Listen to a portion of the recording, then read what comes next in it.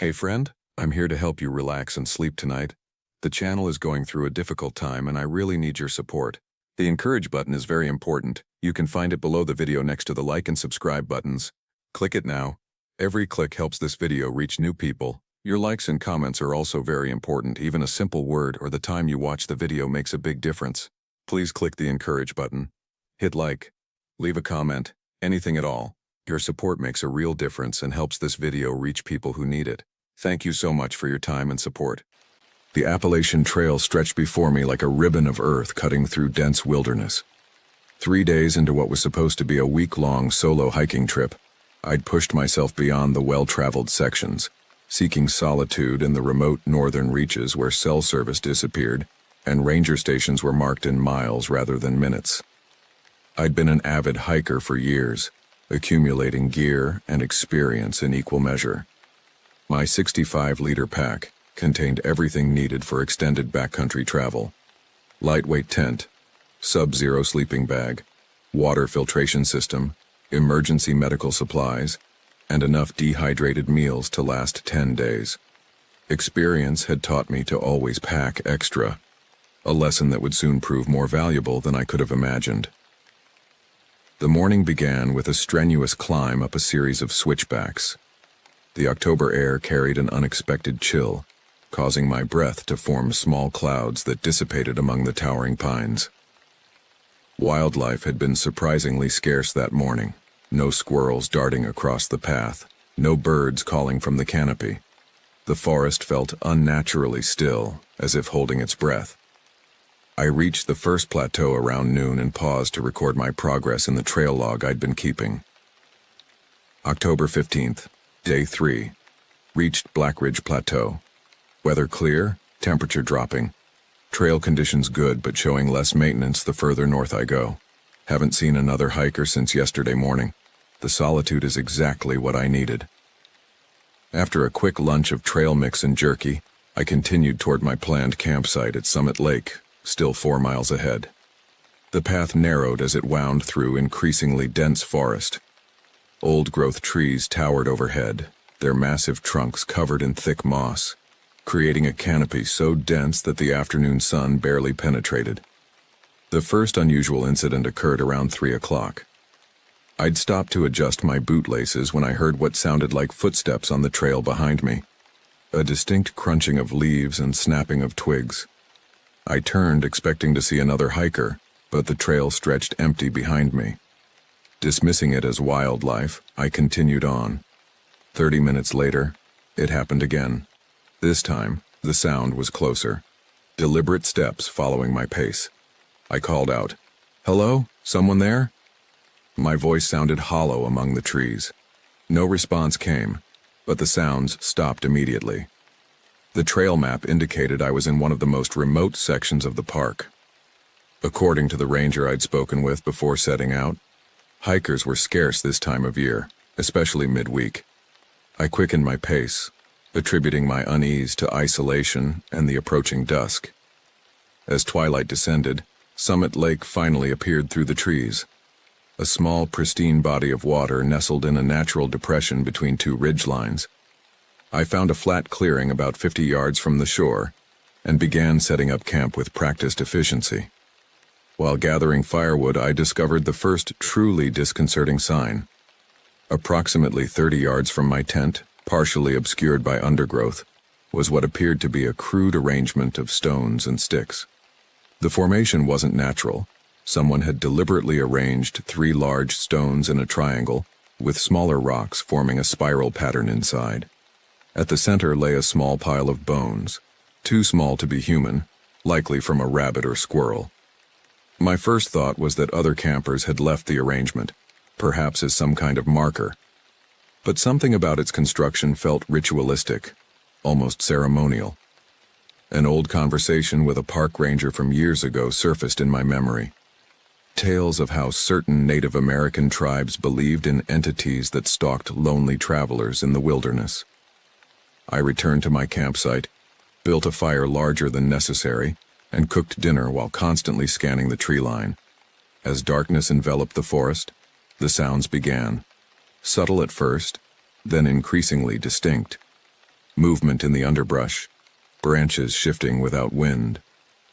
Once what sounded distinctly like footsteps circling my campsite, just beyond the fire's illumination. I withdrew my hunting knife from my pack and placed it beside my sleeping bag. Sleep came in restless intervals, interrupted by what sounded like whispers just outside my tent, so faint I couldn't be certain they weren't just the wind playing tricks through the trees. Something had found me in these woods, whether human, animal, or something else entirely I couldn't say. But as I finally drifted into uneasy sleep, one thought persisted. Whatever was out there, it was watching, waiting, and somehow, impossibly, mimicking my movements. Dawn arrived with merciful brightness after a night of fractured sleep. I emerged from my tent to find the campsite undisturbed. No footprints, no evidence of the nocturnal visitor that had stalked the perimeter of my camp. The morning light provided temporary relief from the previous night's anxiety, and I briefly entertained the possibility that exhaustion had heightened my imagination. After a breakfast of instant oatmeal and coffee, I decided to explore the area around Summit Lake. The waters were perfectly still, reflecting the surrounding forest like a natural mirror. I filled my canteens and treated them with purification tablets, then consulted my topographical map. My original plan had been to continue north for another 3 days before looping back south toward the ranger station. But something about this location felt wrong, a persistent discomfort I couldn't rationalize away. I decided to alter my course, heading east toward Miller Ridge where another trail would eventually connect to a Forest Service road. It would cut my trip short by 2 days but provide an alternate route back to civilization. While packing my gear, I noticed something that stopped me cold. The spiral stone arrangement I'd discovered yesterday, the one located 30 yards from my campsite, had changed overnight. The bones at the center were gone, replaced by a small piece of fabric that looked suspiciously like it had been cut from my backpack. I checked my gear immediately and found a small section missing from an external pocket, a clean cut that couldn't have been accidental. Someone had approached my camp during the night, taken a piece of my equipment and placed it in the stone arrangement. The implications were undeniable. I was being tracked by another human with unclear intentions. I abruptly changed plans. Instead of lingering to explore, I packed quickly and started east toward Miller Ridge, pushing the pace faster than I'd normally hike. The trail in this direction was less maintained, requiring careful navigation over fallen trees and through dense underbrush. Twice I had to consult my compass to verify I was still heading east, when the path became indistinct. Around midday, I stopped to rest in a small clearing. While drinking from my canteen, I heard it again, the sound of movement in the forest behind me, mimicking my own pattern. Stop when I stopped, move when I moved. This time, I didn't call out. Instead, I quietly gathered my things and continued forward, straining to hear any pursuit. The game of acoustic cat and mouse continued for another hour. Whenever I'd pause, the sounds would stop seconds later. Whenever I'd resume walking, the sounds would follow after a brief delay. I began taking deliberate, irregular steps, 3 quick paces, then a pause, then 5 slow steps, and the pattern following me would adjust accordingly, though always several seconds behind. This wasn't an echo. This was something or someone deliberately mimicking my movements. By late afternoon, heavy clouds had rolled in, bringing a premature darkness to the forest. The temperature dropped sharply, and a light rain began to fall. I needed to make camp before the weather deteriorated further, but the idea of stopping with my pursuer so close behind filled me with dread. I pushed on until I found a defensible position, a small ledge overlooking a steep decline. With the cliff wall at my back and clear visibility of the approach from all other directions, I quickly erected my tent and collected firewood before the rain intensified. As I worked, movement caught my eye approximately 50 yards downslope. Through the trees and gathering mist, I glimpsed what appeared to be a human figure, standing perfectly still, watching me. When I straightened to get a better look, it retreated behind a large tree trunk. I called out again, louder this time. "I can see you. What do you want?" My voice echoed through the forest.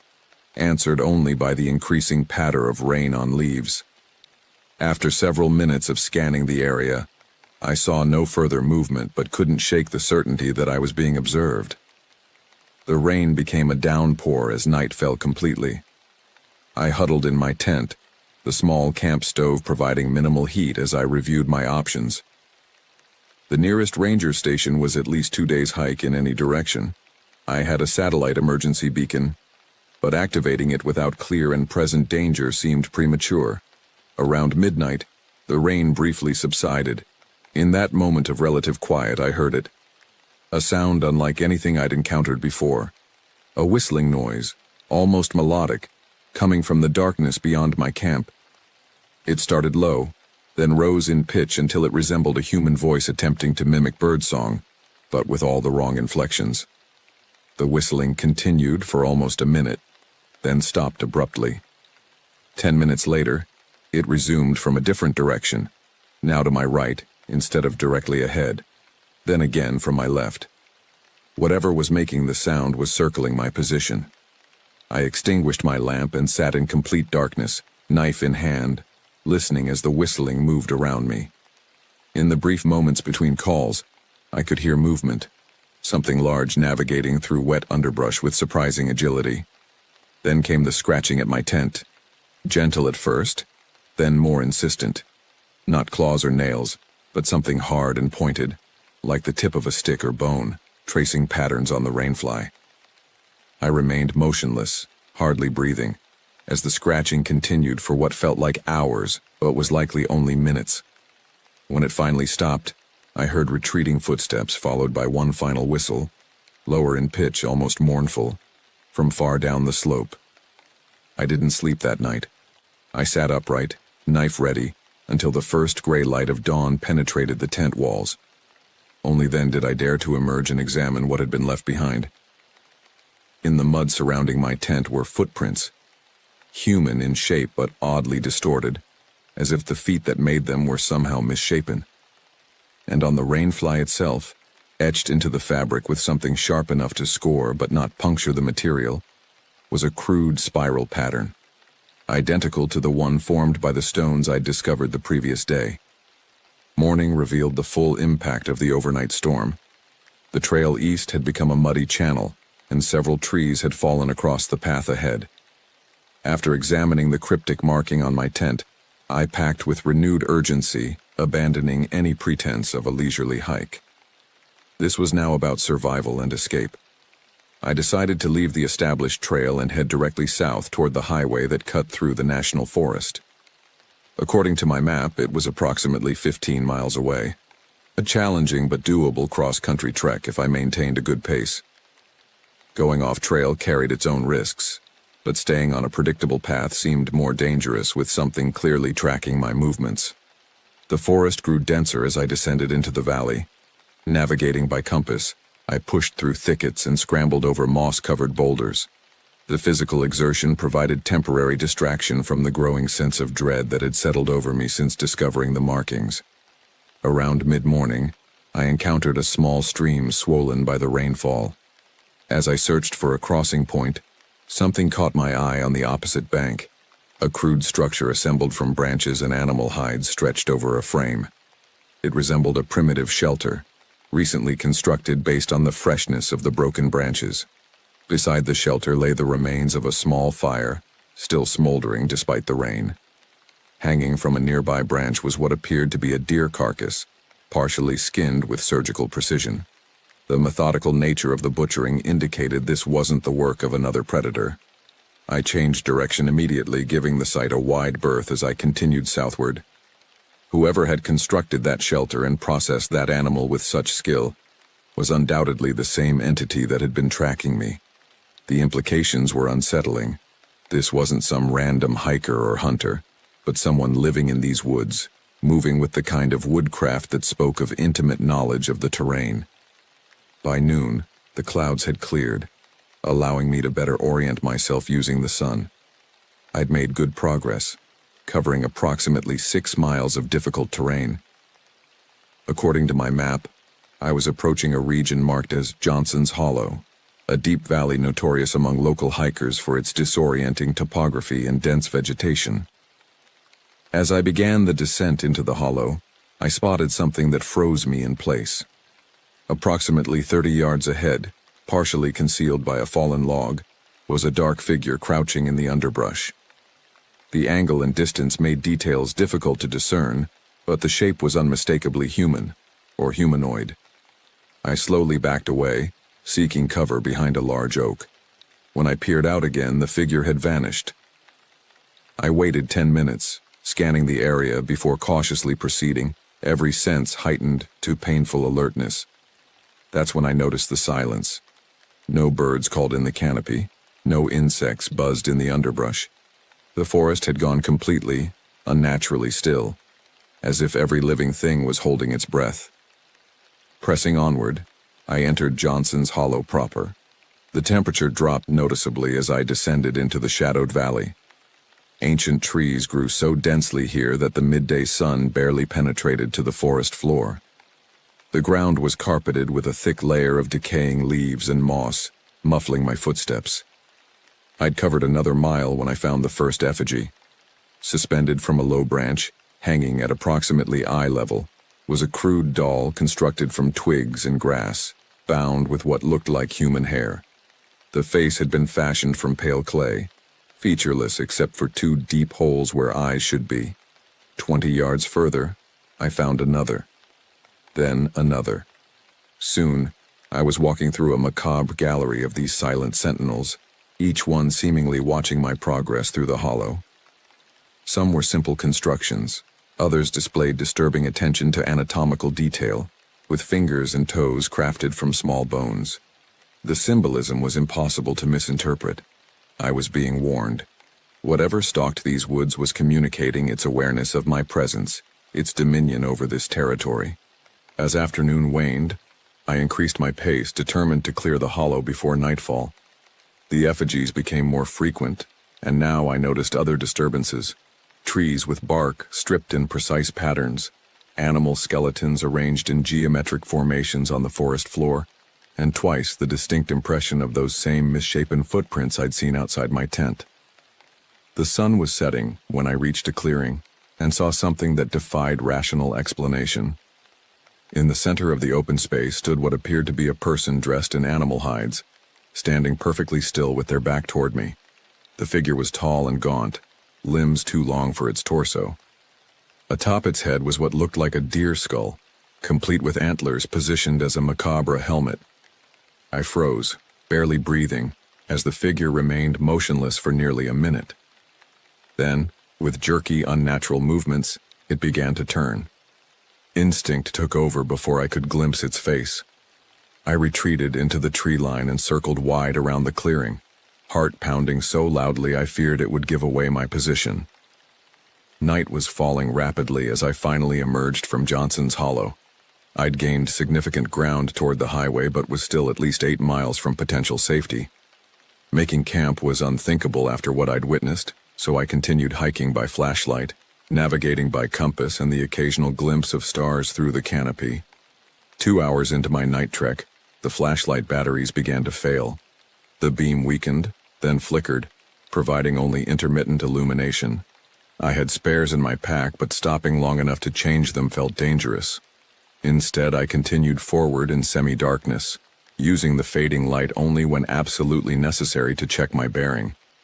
That's when the whistling began again, the same eerie, not quite natural sound I'd heard the previous night. This time it came from behind me, perhaps a quarter-mile back. Then another whistle answered from somewhere to my right, then a third from ahead. The realization hit me with horrifying clarity. There was more than one. Whatever was stalking me through these woods, it wasn't alone. The whistling continued, a triangulated communication that clearly suggested coordinated movement. I extinguished my failing flashlight completely, relying instead on the faint moonlight filtering through the trees. Moving as silently as possible, I navigated by touch and shadow, desperate to break the encirclement that was forming around me. Progress was painfully slow. Every few minutes I would pause to listen, tracking the movement of my pursuers through their whistling exchanges. They seemed to be maintaining a consistent distance, close enough to monitor my progress but not yet closing in for whatever confrontation they intended. Around midnight, I reached a small stream. The sound of running water would mask my movement, so I decided to wade upstream, hoping to break my trail and confuse pursuit. The October water was numbingly cold, but fear provided sufficient insulation against discomfort. I traveled nearly half a mile in the knee-deep current before finding a rocky bank that would leave minimal tracks when I exited. After changing into dry socks from my waterproof bag, wet feet could mean frostbite in the dropping temperatures. I continued south by southeast. The whistling had faded, suggesting my stream strategy had temporarily disoriented my pursuers. I used this reprieve to gain ground, pushing myself beyond normal endurance. According to my map, I was approaching a region marked as Peterson's Ridge, a steep elevation that, if I could climb it, would provide better visibility and potentially cell service if I was lucky. The climb was grueling, a near vertical ascent over loose shale and exposed tree roots. Twice I lost my footing, sliding several feet before catching myself. By the time I reached the ridge's summit, my hands were raw and bleeding from grasping at rocks and branches. The vantage point confirmed my location. In the far distance, perhaps 5 miles south, I could see the occasional headlights moving along what must be the highway, my destination and salvation. Between my position and that road lay a dense valley, then one final ridgeline. I checked my phone, still no service, but the battery was holding at 62%. I decided to risk changing my flashlight batteries, working quickly with trembling hands. The fresh light revealed the time, 2:17 a.m. Dawn was still hours away. That's when I heard it, not whistling this time, but a low, rhythmic drumming. The sound carried clearly in the night air, emanating from somewhere in the valley below. The beat was steady and deliberate, accompanied occasionally by what sounded like chanting in a language I couldn't identify. From my elevated position, I spotted a faint orange glow among the trees. A fire, approximately a mile away. The rational part of my mind suggested these might be other campers, but after what I'd witnessed, I knew better. This was them, whatever they were, engaged in some kind of ritual. I had two options: circle wide around the valley, adding miles to my journey but avoiding direct contact, or take the most direct route toward the highway, which would bring me within half a mile of their position. The longer route meant spending another full day in the forest. The direct path meant potential confrontation, but possible escape before dawn. Exhaustion and fear battled within me as I made my decision. I would take the direct route but move with extreme caution. If detected, I would abandon stealth for speed and make a break for the highway. Descending the ridge proved almost as challenging as climbing it. The loose soil gave way under my boots, triggering small slides of rocks and dirt. Each minor avalanche sounded deafening in the night stillness, and I winced with every step, certain I was broadcasting my location. By 3:30 a.m. I'd reached the valley floor and was approaching the half-mile perimeter around the fire glow. The drumming had intensified, now accompanied by what sounded like multiple voices. I extinguished my flashlight and proceeded by moonlight, moving from tree to tree, pausing frequently to listen and observe. At the quarter-mile mark, I could see the fire clearly through the trees, a substantial blaze in a small clearing. Shadowy figures moved around it, though from my distance I couldn't discern details beyond their humanoid shapes. The chanting had reached a crescendo, punctuated by what sounded like animal cries, though something in their tone raised the hairs on my neck. I had nearly cleared their position when disaster struck. A rotted branch beneath my foot gave way with a loud crack. The chanting stopped instantly. The drumming ceased mid-beat. The forest went completely silent. I didn't wait to see their reaction. Abandoning all pretense of stealth, I broke into a dead run, crashing through underbrush toward the south. Behind me I heard shouts and the sounds of pursuit, rapid footfalls and that same whistling, now higher pitched and more urgent. Running through a forest at night is a desperate gamble. Each step risked a turned ankle or worse, but fear propelled me forward with reckless abandon. Branches whipped at my face, leaving stinging welts. Twice I fell, scrambling back to my feet with primal urgency. The pursuit was gaining, The whistling communications had evolved into something like baying, long, continuous calls that reminded me disturbingly of hunting hounds on a scent. Whatever these entities were, they moved through the nighttime forest with a speed and surety I couldn't match. I spotted a fallen tree ahead, a massive trunk creating a natural bridge across a ravine I hadn't noticed in the darkness. Without hesitation, I scrambled onto it and began crossing, arms outstretched for balance on the slippery bark. Halfway across, I heard them reach the edge of the ravine behind me. For the first time, I turned to look directly at my pursuers, illuminated now by the moonlight in the clearing above the ravine. What I saw defies easy description. They appeared human in basic form, bipedal with recognizable limbs and torsos, but their proportions were subtly wrong. Too tall, too thin, with joints that bent at slightly unnatural angles. They wore animal hides and carried crude spears, but it was their faces that seared into my memory. Each wore what I had initially mistaken for masks, animal skulls and preserved heads positioned over their own faces. But as the nearest one tilted its head to study me, I realized with dawning horror that these weren't masks at all. The animal features seemed fused to human faces beneath. Deer antlers growing from human foreheads, wolf jaws extending from human mouths, feathers that emerged directly from skin. I lost my footing on the log bridge, tumbling into the ravine below. The fall was perhaps 15 feet, broken somewhat by thick underbrush, but the impact still drove the air from my lungs. Pain lanced through my right ankle as I struggled to my feet. Above me, the figures conferred in that strange, whistling language. Then, with disturbing coordination, they began descending into the ravine from both sides, moving with the fluid grace of predators who know their prey is cornered. Pain shot through my ankle with each step, but adrenaline dulled the worst of it as I limped frantically along the ravine floor. The narrow gully ran roughly southeast, not directly toward the highway, but close enough to my intended direction that following it seemed my best option with pursuers closing in from above. The ravine deepened as I progressed, its walls rising from 15 to nearly 30 feet. Moonlight barely penetrated this natural trench, forcing me to move by feel along the rocky bottom. Behind me, I could hear my pursuers calling to each other, their whistling communications echoing off the stone walls. After perhaps half a mile, the ravine floor began to fill with water, first ankle-deep, then rising rapidly to my knees.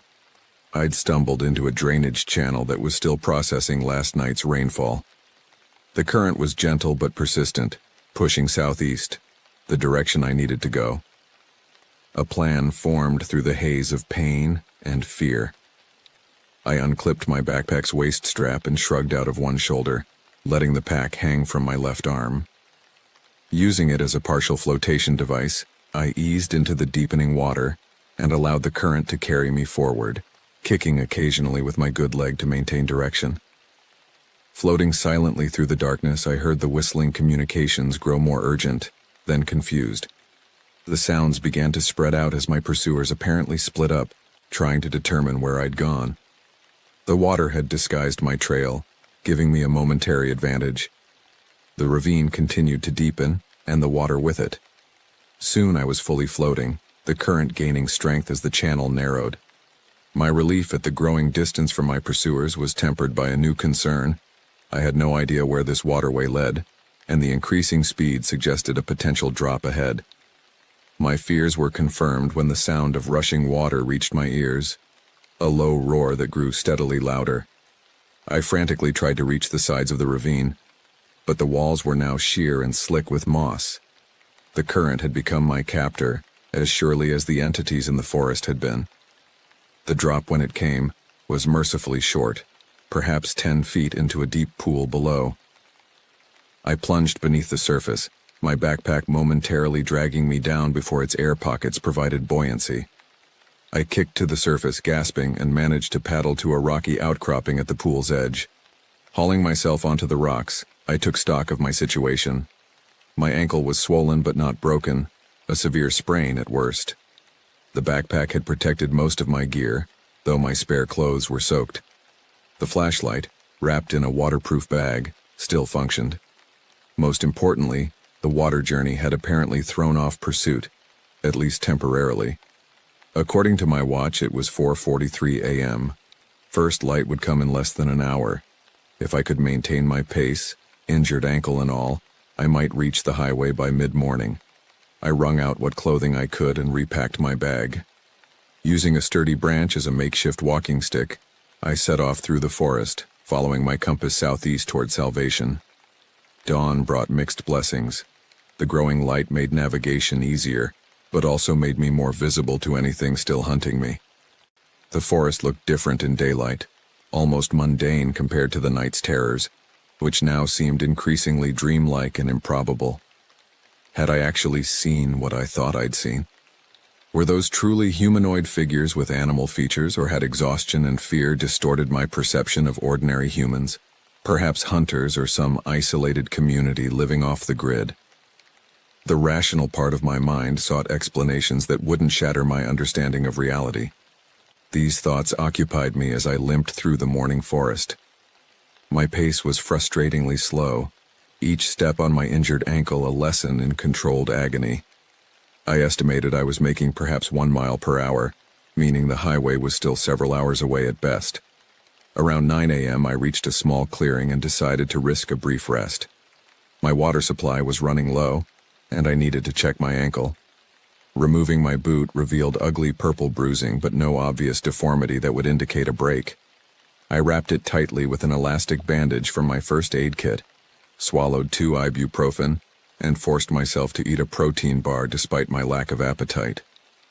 That's when I saw it, a crude spiral pattern scratched into the bark of a nearby tree. Fresh marks, the exposed wood still pale and moist. Below the spiral was a horizontal line intersected by 5 vertical marks, like a tally counting to 5.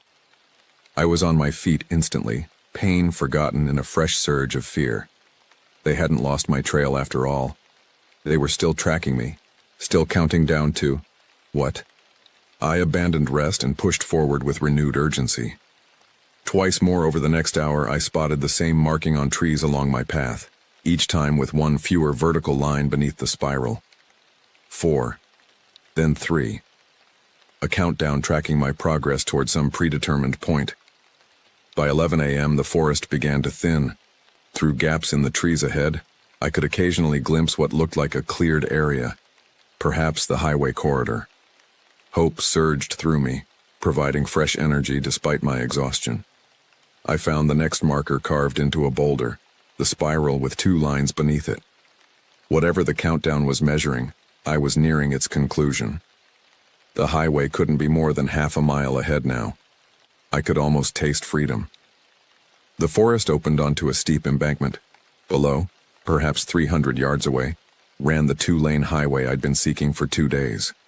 Occasional vehicles sped past, trucks and cars moving too quickly to notice a single figure at the forest's edge. But if I could reach the roadside, I could flag someone down. I began descending the steep slope, using my walking stick for balance and ignoring the protest from my injured ankle. Loose soil and gravel made the going treacherous, but the proximity of rescue drove me forward. Halfway down the embankment, I found the final marker, the spiral with a single line beneath it. It had been pressed into the soft earth of the slope, the impression so fresh that soil was still crumbling at its edges. I froze, scanning the surrounding area. Nothing moved. No birds called. The forest had gone silent again. That same unnatural stillness I'd come to recognize as a warning. The highway was so close, perhaps 200 yards now. I could see a blue sedan approaching from the east. If I could just reach the roadside before it passed. I abandoned caution and half ran, half slid down the remaining slope, my injured ankles screaming in protest. The sedan was approaching rapidly. I needed to be at the roadside within 30 seconds to catch its attention. The whistling started behind me, that same eerie, almost human sound that had haunted me for 2 nights. Not from the forest this time, but from somewhere on the embankment I'd just descended. I didn't turn to look. The car was almost parallel to my position now. I broke through the final line of undergrowth at the base of the embankment and stumbled onto the grassy verge beside the highway. The sedan was less than 50 yards away. I waved my arms frantically, shouting though I knew the driver couldn't hear me over the engine and closed windows. The car's brake lights illuminated as the driver noticed my desperate gestures. It began to slow, pulling toward the shoulder. Relief flooded through me so intensely that my knees nearly buckled. As the sedan rolled to a stop 30 yards away, I risked a glance back toward the embankment. There, at the edge of the tree line, stood a solitary figure. Even at this distance and in broad daylight, details were difficult to discern, as if the entity existed in its own pocket of shadow despite the morning sun. But I could clearly see it raise one elongated arm in what might have been a farewell gesture. Then it turned and melted into the forest with fluid grace, visible one moment and gone the next, leaving me with nothing but questions that rational science couldn't answer and memories no one would ever believe. The middle-aged couple in the sedan were vacationing from Ohio. They took in my disheveled appearance, the mud-caked clothing, and the obvious limp with concerned expressions as I approached their vehicle. I must have looked half mad, unshaven, wild-eyed, clothes torn from branches and falls. "You okay, buddy?" the husband asked through his lowered window, wariness competing with concern in his voice. I managed to explain that I was a hiker who had gotten lost and injured my ankle. It was a simplified truth that omitted the unbelievable parts of my ordeal. They offered me a ride to the nearest town, a place called Riverbrook, apparently just 15 miles west. As we drove away, I stared back at the forest edge through the rear window. Nothing moved among the trees, but I couldn't shake the feeling of being watched until the highway curved and the wilderness disappeared from view. Riverbrook proved to be a small logging community with a single medical clinic. The couple, Jim and Diane Mullins, I learned, insisted on dropping me there before continuing their vacation. I thanked them profusely, aware that their random act of kindness had potentially saved my life. The clinic doctor, a weathered woman in her 50s named Dr. Rivera, confirmed what I'd suspected: a grade 2 ankle sprain that would require several weeks of rest and rehabilitation. While wrapping my ankle properly, she asked what had happened. I gave her the sanitized version, a solo hiking trip gone wrong after getting disoriented in the storm. She nodded sympathetically but fixed me with a penetrating look that suggested she wasn't entirely convinced. "You're the third hiker this month who's come out of those woods injured and looking like they've seen a ghost," she remarked casually as she worked. "Something happen out there you're not talking about?" The question hung in the air between us. Part of me desperately wanted to unburden myself, to share the inexplicable events of the past 3 days with someone who might believe me. But what could I possibly say that wouldn't sound delusional? "Just got spooked by being alone out there, I guess," I replied evasively. "The isolation plays tricks on your mind after a while." Dr. Rivera nodded slowly. "Sure does. Especially in that northern section. Local hunters won't go there anymore, you know. Not since the Patterson incident 3 years back." My pulse quickened.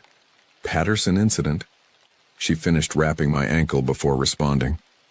"Group of hunters went missing for 2 weeks. Only one came back, Elias Patterson. Raving about people who weren't people living in the deep woods. Everyone figured he'd killed the others in some kind of psychotic break." She paused, securing the bandage with metal clips. "They never did find the bodies, though. And Elias, well, he hanged himself in his garage a month later, left a note saying, 'They found me.'" A chill ran through me despite the clinic's warmth. Dr. Rivera seemed to be gauging my reaction carefully. When I didn't respond, she continued in a more clinical tone. "Anyway, you should stay off that ankle for at least a week. I can recommend a motel in town if you need a place to recuperate." I accepted her recommendation and spent 5 days in a dated but clean motel on Riverbrook's main street. During that time, I tried to process what had happened in those woods. Each night I dreamed of whistling figures with animal features moving through moonlit forests. Each morning, I awoke wondering if trauma and isolation had caused me to hallucinate the entire experience. On my 3rd day in Riverbrook, curiosity drove me to the local library, a single-room affair attached to the town hall, The elderly librarian helped me locate local history books and newspaper archives, which I browsed for hours, searching for anything that might contextualize my experience. What I found disturbed me deeply. Over the past 70 years, disappearances in those woods had occurred with statistical improbability. Hikers, hunters, and even a park ranger had vanished without explanation. Most cases were eventually attributed to exposure, wildlife attacks, or accidental falls, but bodies were recovered in less than half of the incidents. More intriguing were the folklore collections, local tales and legends compiled by an amateur ethnographer in the 1950s. Among the standard rural myths about headless horsemen and phantom hitchhikers were stories that resonated uncomfortably with my experience. The older accounts, primarily from early settlers and loggers, spoke of forest people who could take the form of animals or humans with animal features. They were said to mark their territory with stone spirals and to communicate through whistling calls that mimicked birdsong. Most disturbing were the descriptions of their hunting techniques, how they would stalk a victim for days, leaving warnings and counting down until the moment of either killing or release.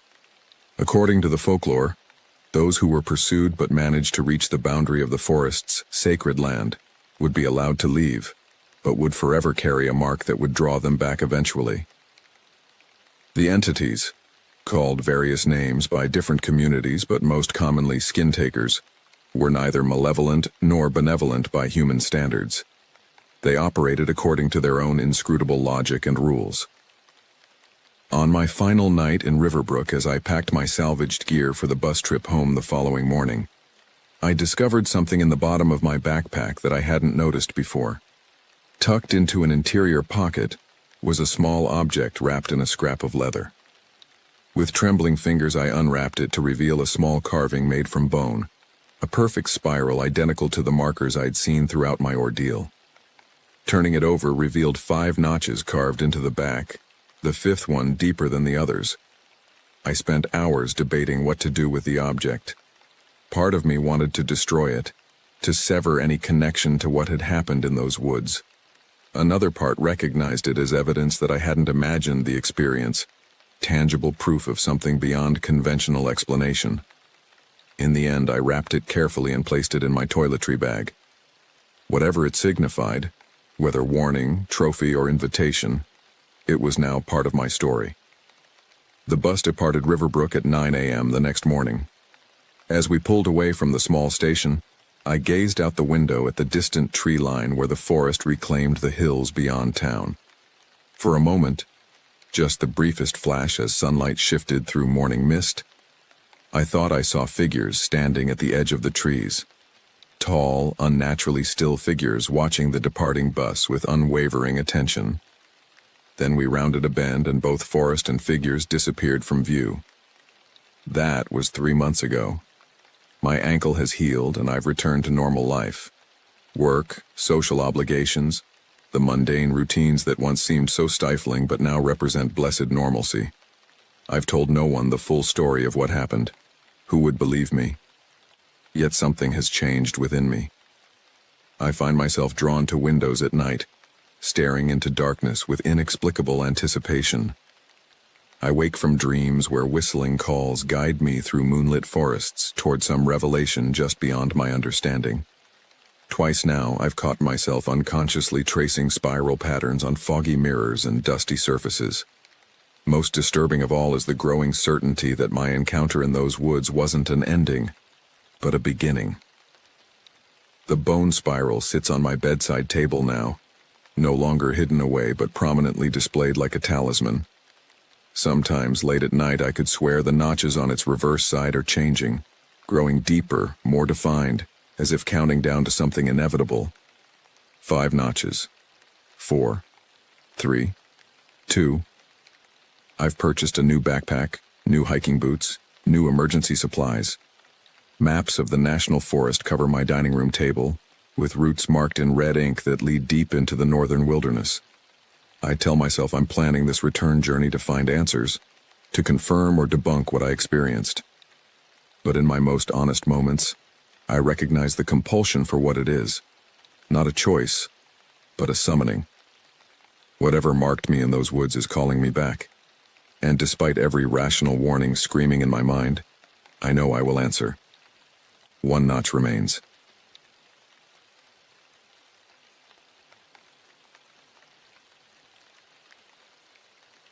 The trailhead sign at Raven Ridge National Forest warned of mountain lion sightings and unpredictable weather, but nothing about what awaited us at higher elevations. It was mid-October 2023, and I had convinced my friends Rob and Mia to join me for a 3-day backpacking trip to summit Mount Corvus. We were all experienced hikers in our early 30s, but this particular trail system was new territory. "Did you see that guy in the ranger station?" Rob asked as we adjusted our packs. "Kept staring at us when we mentioned camping near Deadfall Basin." Mia shrugged. "Probably worried about tourists getting lost. You know how protective locals get about these remote spots?" I checked my GPS one last time before we lost signal. Our route would take us 16 miles along increasingly difficult terrain, culminating at Deadfall Basin, a pristine alpine lake seldom visited due to its difficult access. The forecast promised clear skies, though temperatures would drop below freezing at night. The first 5 miles passed uneventfully through dense pine forest. The October air carried that distinct autumn scent, decomposing leaves, fungal earth, and the distant promise of snow. We stopped for lunch at a small clearing where Mia pulled out her camera. "Check this out," she said, reviewing her photos. "What's that behind that tree?" Rob and I leaned in. In the background of her landscape shot, partially obscured by a gnarled pine, was what appeared to be a figure. Just a smudge, really, possibly a person watching from a distance. "Probably another hiker," I said, though something about the silhouette seemed off, too still, too attentive. We continued our ascent as the trail narrowed and steepened. By late afternoon, we'd gained nearly 3,000 feet of elevation. The forest had thinned, replaced by scrubby vegetation and exposed rock faces. That's when we found the first anomaly, a deer carcass, freshly killed but oddly arranged, splayed in a manner that seemed deliberate, with stones placed around it in a rough circle.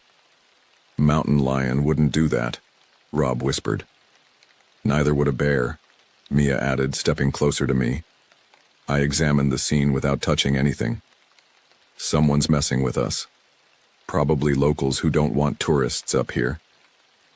We hurried onward, eager to reach our campsite before dusk.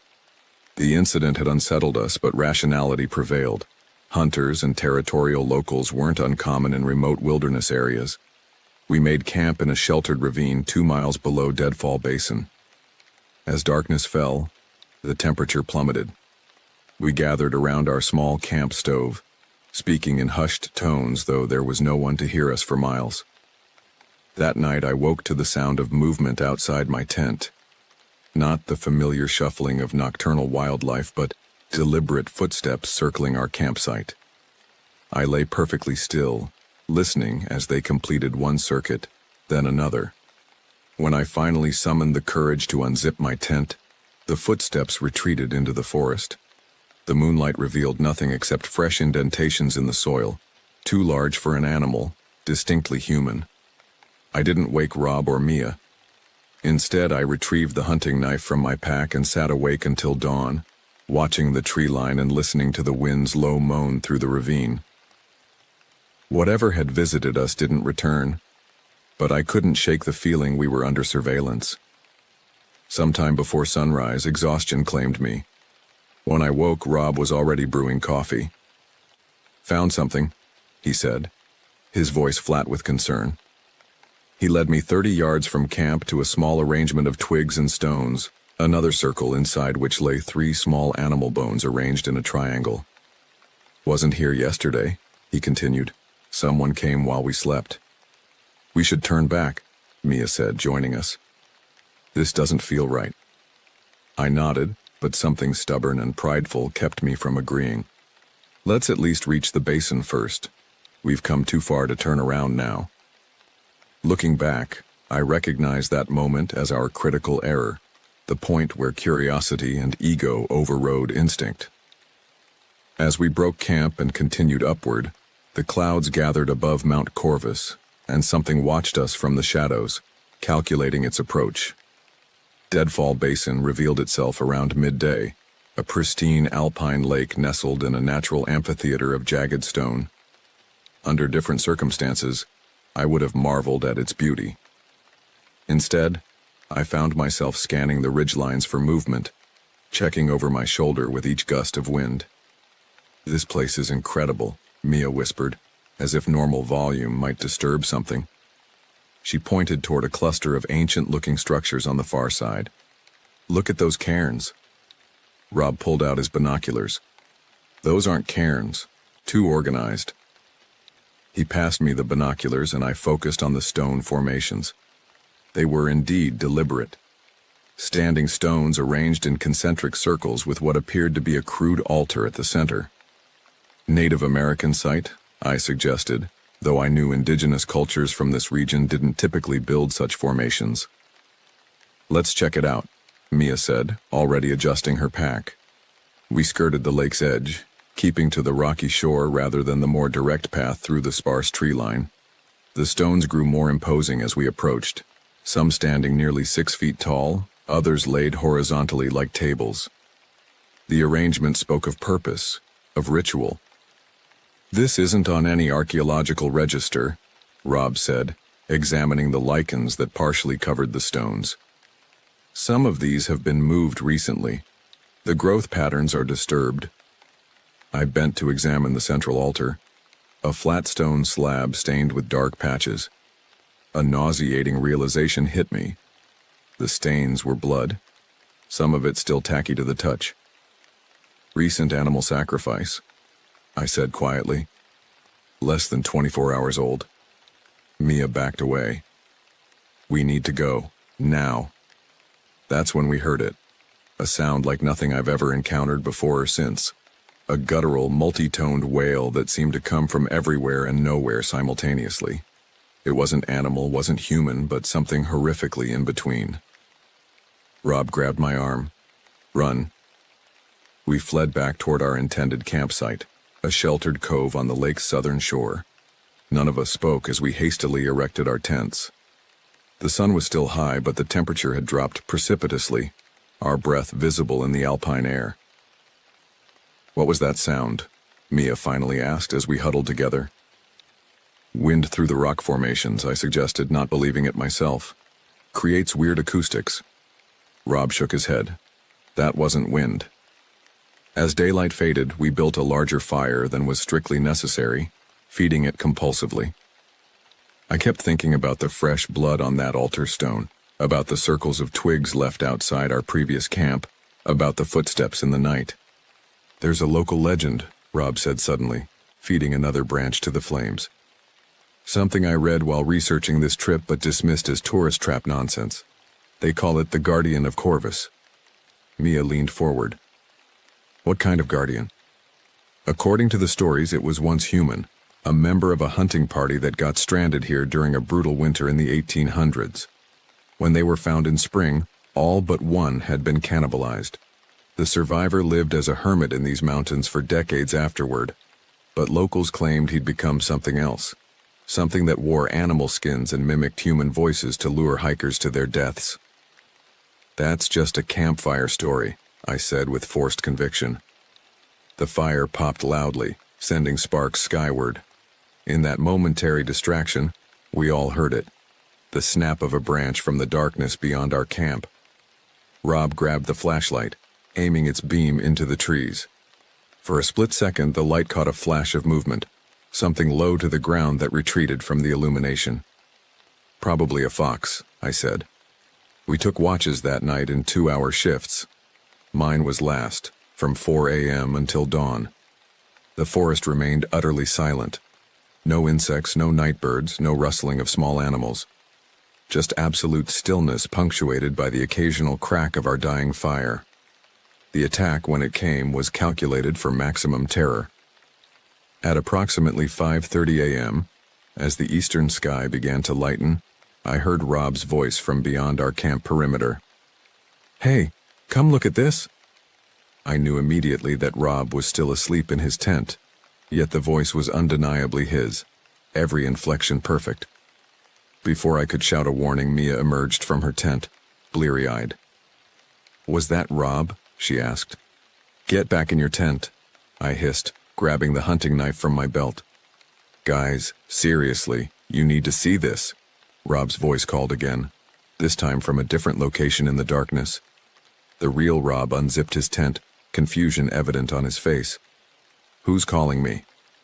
That's when we saw it at the edge of our dying firelight, a figure standing upright but contorted in a way no human body should bend. It wore what appeared to be animal hides stitched together, its face obscured by deep shadow. When it realized we were all awake and together, it dropped to all fours with unnatural fluidity and vanished into the underbrush. We didn't wait for dawn.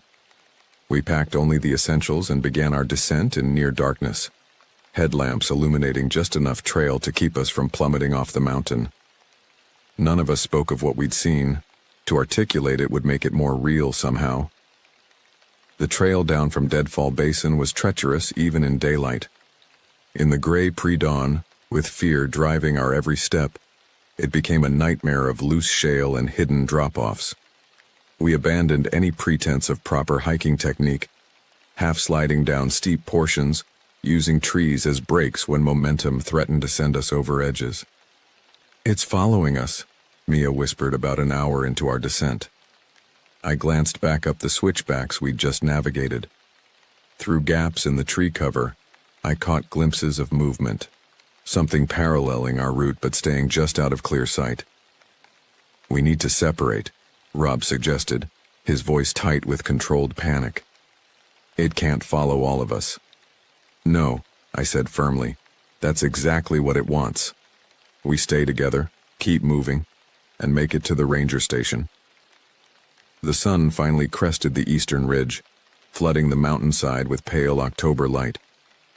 The newfound visibility should have been comforting, but instead, it revealed the extent of our isolation, miles of wilderness in every direction, with the ranger station at least 8 hours away at our current pace. Around mid-morning, we stopped briefly to refill water bottles at a stream crossing. That's when we discovered the first sign that our situation was worse than we'd imagined. Fresh tracks in the mud, not following us from behind, but cutting across our path from ahead. "It's circling us," Rob said, examining the impressions. "These look human, but the gait is wrong. Too long between steps." "We need to keep moving," I urged, unable to shake the sensation of being watched from multiple directions. By noon, the weather turned against us. Dark clouds rolled in from the west, bringing with them a biting wind and the first spitting drops of cold rain. The temperature plummeted, and our sweat-soaked clothes became liabilities. We needed shelter, but the thought of stopping, of becoming stationary targets, was unthinkable. The rain increased to a downpour as we navigated a particularly exposed section of trail that skirted a steep drop-off. The path, now slick with mud and running water, narrowed to barely a foot wide in places. We moved single file, Rob leading, Mia in the middle, and me bringing up the rear. I heard Mia scream before I saw what happened. A section of trail had given way beneath Rob's feet, sending him sliding toward the edge. He managed to catch himself on an exposed root, but now hung precariously over a 40-foot drop to jagged rocks below. "Hold on," I shouted, dropping to my stomach to distribute weight on the unstable ground. I extended my hiking pole toward him. "Grab this." Rob reached for the pole, his fingers just brushing the handle, when we all heard it. That same guttural, multi-toned wail from Deadfall Basin, now much closer. From my vantage point, I could see what Rob and Mia couldn't. A figure moving rapidly through the trees below, heading toward the spot where Rob would land if he fell. "Something's coming," I said through gritted teeth. "Rob, you need to grab this now." With desperate strength, Rob lunged for the pole and caught it. Mia and I braced ourselves against a boulder and pulled. His fingers clawed at the muddy trail edge, finding purchase just as the root he'd been hanging from tore free. We dragged him to safety and immediately resumed our descent, no longer concerned with stealth or conserving energy. Just pure survival instinct driving us forward. The rain intensified, reducing visibility to mere yards. Lightning split the sky, followed by deafening thunder that seemed to shake the very mountain. In that illumination, I glimpsed something that still haunts my dreams. Our pursuer, no longer bothering to hide, loping down the slope parallel to us on all fours like an animal, yet with the unmistakable silhouette of a human wearing what appeared to be a deer skull as a helmet or mask. "Don't look at it," I warned, when Mia turned toward my line of sight. "Just keep moving." By mid-afternoon, we reached the forest zone again, dense pines offering some shelter from the rain, but limiting our visibility further. The trail forked, with the main path continuing its gradual descent while a narrower track plunged more directly down the mountainside. "Shortcut," Rob gasped, pointing to the steeper path. "Cuts at least 2 miles." "Could be a trap," Mia cautioned, "if it knows these mountains better than we do." "We don't have a choice," I said, checking my watch. "Darkness in 3 hours. We need to be off this mountain by then." We took the shortcut, a decision that nearly cost us everything. The trail quickly deteriorated into little more than a game path, overgrown and treacherous. After half a mile, it vanished completely, leaving us stranded in dense forest with only our compasses to guide us. "We need to find the main trail again," Rob insisted, but the driving rain and darkening sky made navigation nearly impossible. That's when we heard it, Rob's voice again, but from 50 yards away through the trees. "Guys, over here, I found the trail." The real Rob grabbed my arm. "It's mimicking me again." Then Mia's voice called from another direction. "Help! I'm hurt." Mia pressed herself against a tree trunk, eyes wide with terror as her own voice called out again, "Please, I need help."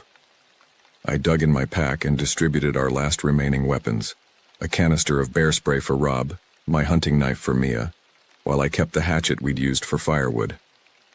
"Back to back," I ordered. "Whatever happens, we stay together." The voices multiplied, my voice, Rob's, Mia's, calling from all directions, some pleading for help, others offering safety, all designed to separate us. Then, abruptly, silence fell, except for the drumming of rain on leaves. In that moment of quiet, I made a decision that saved our lives. We're going straight downhill, not on any path, just the most direct route off this mountain. Now. We abandoned any pretense of following trails and simply descended as rapidly as safety allowed, using trees and rocks as handholds, sliding down steep sections on our backsides. The rain finally slackened, but darkness approached with frightening speed. "What is that thing?" Mia asked during a brief pause to get our bearings. "Some kind of mountain hunter," I replied, checking my compass again. "Probably lived up here for years, gone completely feral." "No normal human moves like that," Rob countered, scanning the forest behind us. "Or mimics voices that perfectly." I had no answer that made sense. The rational part of my brain suggested an unhinged survivalist with exceptional tracking skills, and perhaps a talent for ventriloquism or voice imitation. But what we'd seen, the inhuman movements, the animal hides, the ritualistic arrangements, suggested something more primitive and terrifying. We pressed onward as true night fell. Our headlamps carved narrow tunnels of visibility in the absolute darkness of the wilderness. Every shadow concealed potential threats. Every sound triggered fight or flight responses. "Listen," Rob whispered suddenly, raising his hand. We froze, straining to hear over our pounding heartbeats. At first, nothing. Then, unmistakable, the sound of a vehicle engine, distant but clear. "The forest access road," I said, hope surging. "Can't be more than a mile." That hope died moments later when we reached the edge of a ravine, 30 feet deep with a fast-moving stream at the bottom, swollen by the day's rainfall. The road lay beyond it, tantalizingly close but separated by this final obstacle. "We have to find a crossing point," Mia said, her headlamp beam following the ravine's edge. "No time," Rob replied, pointing behind us. Our lights revealed nothing, but we all sensed it. Our pursuer, closing the distance, herding us toward this final trap. I spotted a fallen tree about 50 yards downstream that spanned most of the ravine's width. There, it's our only chance. The log crossing was perilous, wet, partially rotted and ending several feet shy of the opposite bank. One by one we inched across, balancing with arms outstretched. Rob went first, then Mia. I brought up the rear, constantly glancing behind.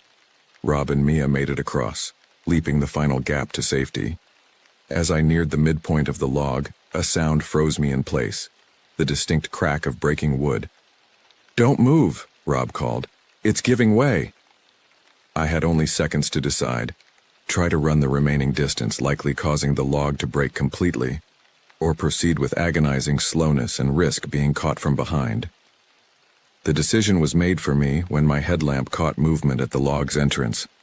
A dark figure on all fours poised to cross after me. "It's here," I called, my voice barely functioning.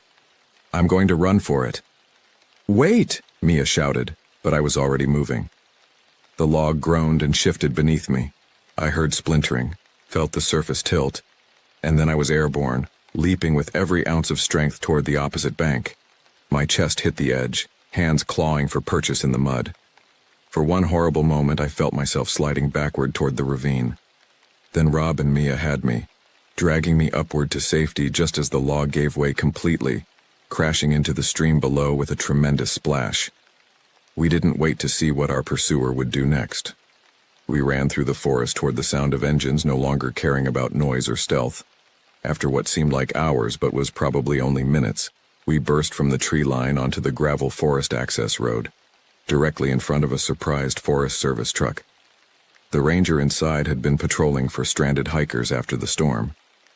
He took in our mud-covered, wild-eyed appearance with professional calm and quickly ushered us into his vehicle. As we pulled away, I looked back toward the forest edge. For an instant, my eyes met those of our pursuer, now standing upright at the tree line, partially concealed but watching intently. In the truck's taillights, I saw it reach up and remove what I had thought was a deer skull helmet, revealing a gaunt human face beneath, pale and grotesquely painted with what looked like mud and blood. The ranger, following my gaze, saw nothing. By the time he aimed his spotlight, the figure had vanished into the darkness. "You folks are lucky," he commented as we drove toward safety. "We've had 3 hikers go missing in that area this year alone. Never found any of them." At the ranger station, we reported what we'd experienced, describing it as an encounter with a hostile, possibly deranged individual living in the wilderness. We mentioned the stone formations at Deadfall Basin, the animal remains, the voice mimicry. The rangers exchanged glances I couldn't interpret. "We'll send a search team up there tomorrow," the senior ranger promised, though something in his tone suggested skepticism. "I've returned to normal life in the months since our escape from Mount Corvus, but normalcy feels like a thin veneer over a darker reality. I've researched obsessively, finding fragments of similar encounters scattered across obscure forums and local newspaper archives, stories of hikers stalked by something that mimics human voices, of ritualistic stone formations, of a figure that moves with inhuman agility through the most forbidding terrain. Most disturbing was an article from 1978 about a search and rescue operation on Mount Corvus that discovered a cave system containing human remains spanning decades.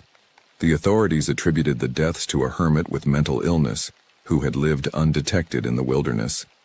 They claimed to have found him dead in the cave's deepest chamber, surrounded by animal skins and primitive tools.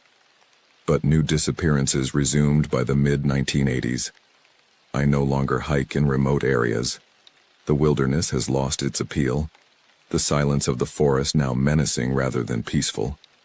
Sometimes when I'm alone at night, I think I hear voices calling from just outside my window. Perfect imitations of Rob's voice, of Mia's, of my own, asking me to come outside, to come back to the mountains. And I wonder what hunts there still, patient and ancient, waiting for more travelers to wander into its territory. The eviction notice came on a Tuesday, taped to my apartment door in Detroit like a verdict. 3 months behind on rent, and the property management company had finally lost patience. I sat on my second-hand couch staring at the document until the words blurred together, wondering how I'd gone from 2 years of community college to this 28 years old, drowning in student debt from a degree I never finished, working double shifts at a warehouse that paid just enough to choose between groceries and utilities. My phone buzzed. Unknown number. Is this Warren Mitchell? The voice was crisp, official. Who's asking? My name is Curtis Brennan. I'm calling on behalf of the Department of Interior's Special Operations Division. Your military service record indicates you might be suitable for a contract position. I'd done 4 years in the Army, mostly logistics and supply chain work at Fort Campbell. Nothing glamorous, nothing that should have interested anyone from the federal government. I'm listening. The position involves search and recovery operations in remote wilderness areas. Difficult terrain, extended deployments. The pay is $65,000 annually, plus hazard compensation and housing allowances. $65,000. I was currently making $32,000. What's the catch? Curtis paused. The work is classified. You'd be required to sign extensive non-disclosure agreements. In the missing persons cases we handle, they fall outside standard parameters. Outside standard parameters, how? That's something we discuss in person. Are you interested in an interview? I looked at the eviction notice again. When and where? 3 days later, I sat in a windowless office in a federal building in downtown Detroit. Curtis Brennan turned out to be a man in his 50s with iron gray hair and the bearing of someone who'd spent decades in uniform.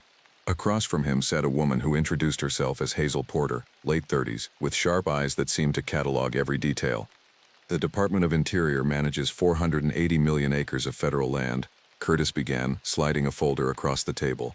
National parks, forests, wildlife refuges. Every year, approximately 600,000 people are reported missing in the United States. The vast majority are found within hours, but a small percentage vanish in our wilderness areas under circumstances that don't fit conventional explanations.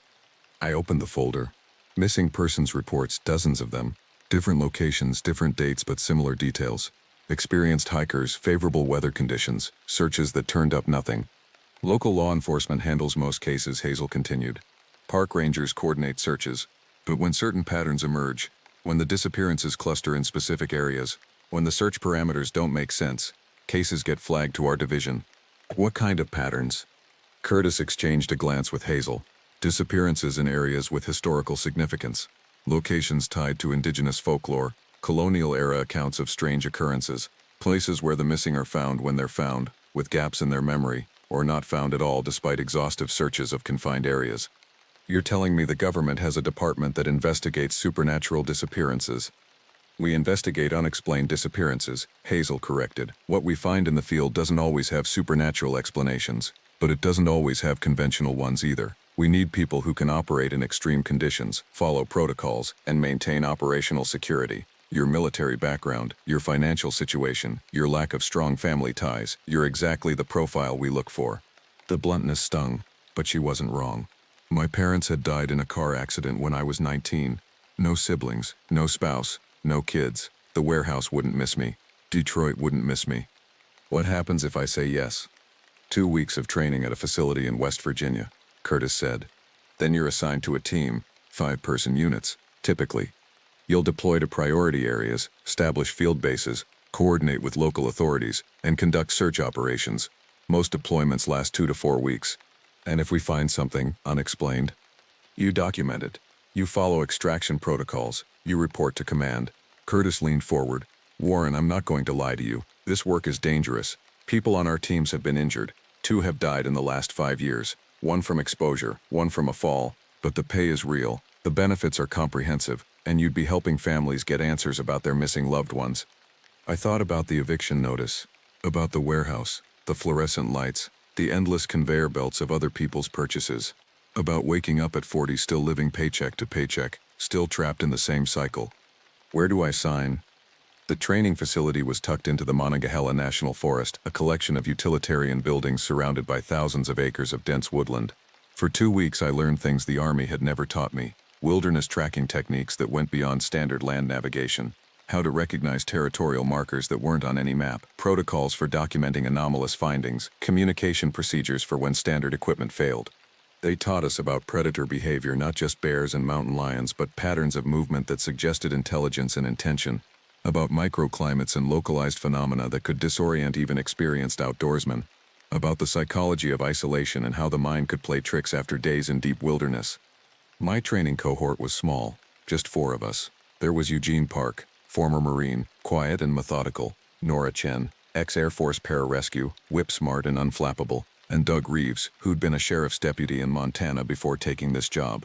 We bonded quickly, the way people do when they're all running from something and running toward the same uncertain future. On the last day, Curtis gathered us in a briefing room. "You're being assigned to Team 17, he said, pulling up a map on the screen. "Your team leader is already in the field, Henry Aldrich, 15 years with the division. He's requested immediate support for a developing situation in the Upper Peninsula of Michigan." Michigan. Less than 6 hours from Detroit. Something in my chest tightened. Curtis continued. 4 hikers have vanished in the Ottawa National Forest over the past 3 months.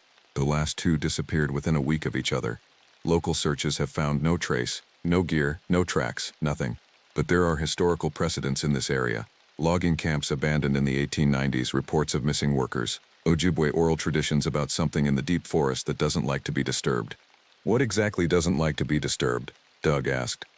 Curtis's expression was grim. "That's what you're going to find out. You deploy tomorrow at 0600. Pack for cold weather and extended operations. And remember your training. If something feels wrong, trust that instinct. Your job is to observe, document, and survive, in that order." That night, lying in my bunk, I stared at the ceiling and wondered what I'd gotten myself into. Outside, the forest was alive with sounds, wind through the trees, the distant call of an owl, something rustling through the underbrush. Normal sounds, natural sounds. But I couldn't shake the memory of something one of our instructors had said during a night exercise. "The forest has rules we didn't make. Learn them fast or don't come back." Tomorrow I'd find out what she meant. The helicopter dropped us at a Forest Service staging area just after dawn. The Ottawa National Forest stretched out in all directions, nearly 1 million acres of old-growth timber, swamps, and rivers that looked black as oil in the early light. The air was sharp with the smell of pine and the kind of cold that promised snow before the week was out. Henry Aldrich met us at the landing zone. He was maybe 50, built like a tree stump with a weathered face and eyes that missed nothing. He shook hands with each of us, his grip testing. "Welcome to the asshole of nowhere," he said. "Let's get you oriented." The base camp was a collection of heavy-duty tents arranged in a defensive perimeter, with equipment lockers, a communications hub, and a topographical map table under a weatherproof canopy. 2 Forest Service rangers stood nearby, looking uncomfortable. Henry dismissed them with a nod. "Here's the situation," he said once they'd left, pointing to marked locations on the map. First disappearance was September 14th. Michael Hammond, 34, experienced backpacker. He was doing a solo trek on the North Country Trail. Checked in with his wife by satellite phone on day 3.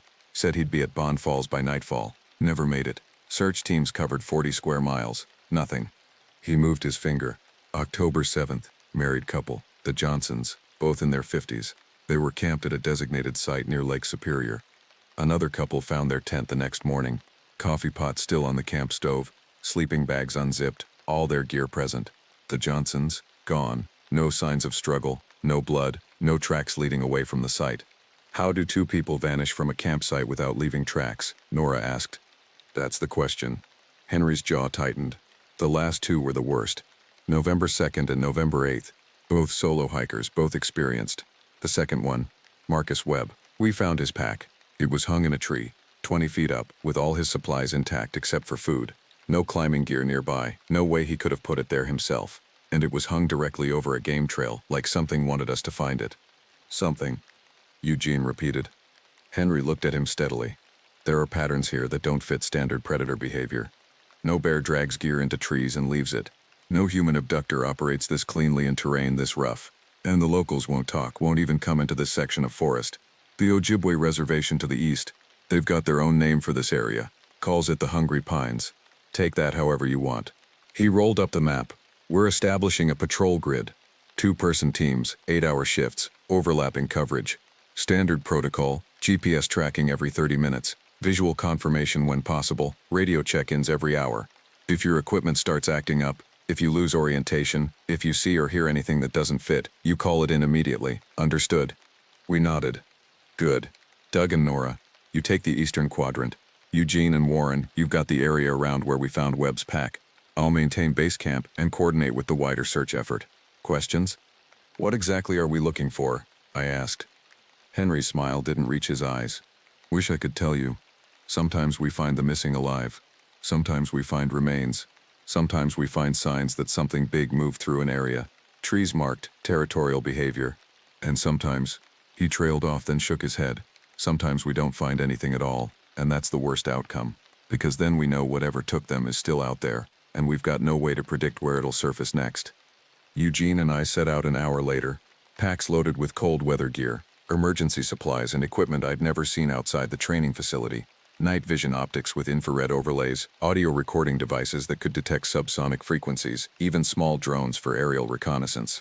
The October forest was beautiful in a harsh way, hardwoods dropping the last of their leaves, evergreens dark against the overcast sky, everything silent except for the crunch of our boots on frost-stiff ground. Eugene hadn't said much since we'd landed. He moved through the forest like water, barely disturbing the underbrush, his eyes constantly scanning. Former reconnaissance Marine. I remembered.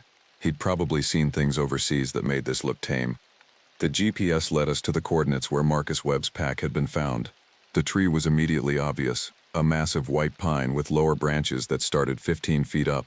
I craned my neck, trying to imagine how anyone could have reached those branches without gear. "Help me check the perimeter," Eugene said. We worked outward in a spiral, examining the ground for any signs of disturbance. The forest floor was thick with needles and fallen leaves, but here and there I spotted depressions that might have been prints, except they were wrong somehow, the spacing off, the depth inconsistent. "Look at this," Eugene called. I joined him at the base of a cluster of birch trees. Something had stripped the bark in vertical lines, gouging deep into the wood. The marks were parallel, evenly spaced, like claw marks, but far too large. "What do you think made that?" I asked. "Nothing that's supposed to be in Michigan." Eugene pulled out a measuring tape. The gouges were spaced 8 inches apart and they extended 7 feet up the trunk. Bear claws are what, 3 inches apart maximum? And no bear stands that tall. "So what are we looking at?" He didn't answer immediately, just took photographs and made notes in his field journal. Henry said there are historical reports from this area. Logging camps that shut down overnight. Workers who disappeared. The indigenous people have stories about... About what? Eugene glanced around as if making sure we were alone. About things that wear the shape of men but aren't. Things that walk upright on 2 legs but move through the forest faster than anything human. The Ojibwe call them by different names depending on the region. Wendigo, sometimes, or just the hungry ones. You believe that? I've seen enough weird shit in my life to keep an open mind. He checked his watch. Radio check-in is in 10 minutes. Let's get a wider perimeter established before dark. We worked methodically, marking our route with GPS waypoints and documenting anything unusual. I found more trees with those deep gouges, always at the same height, always in the same vertical pattern.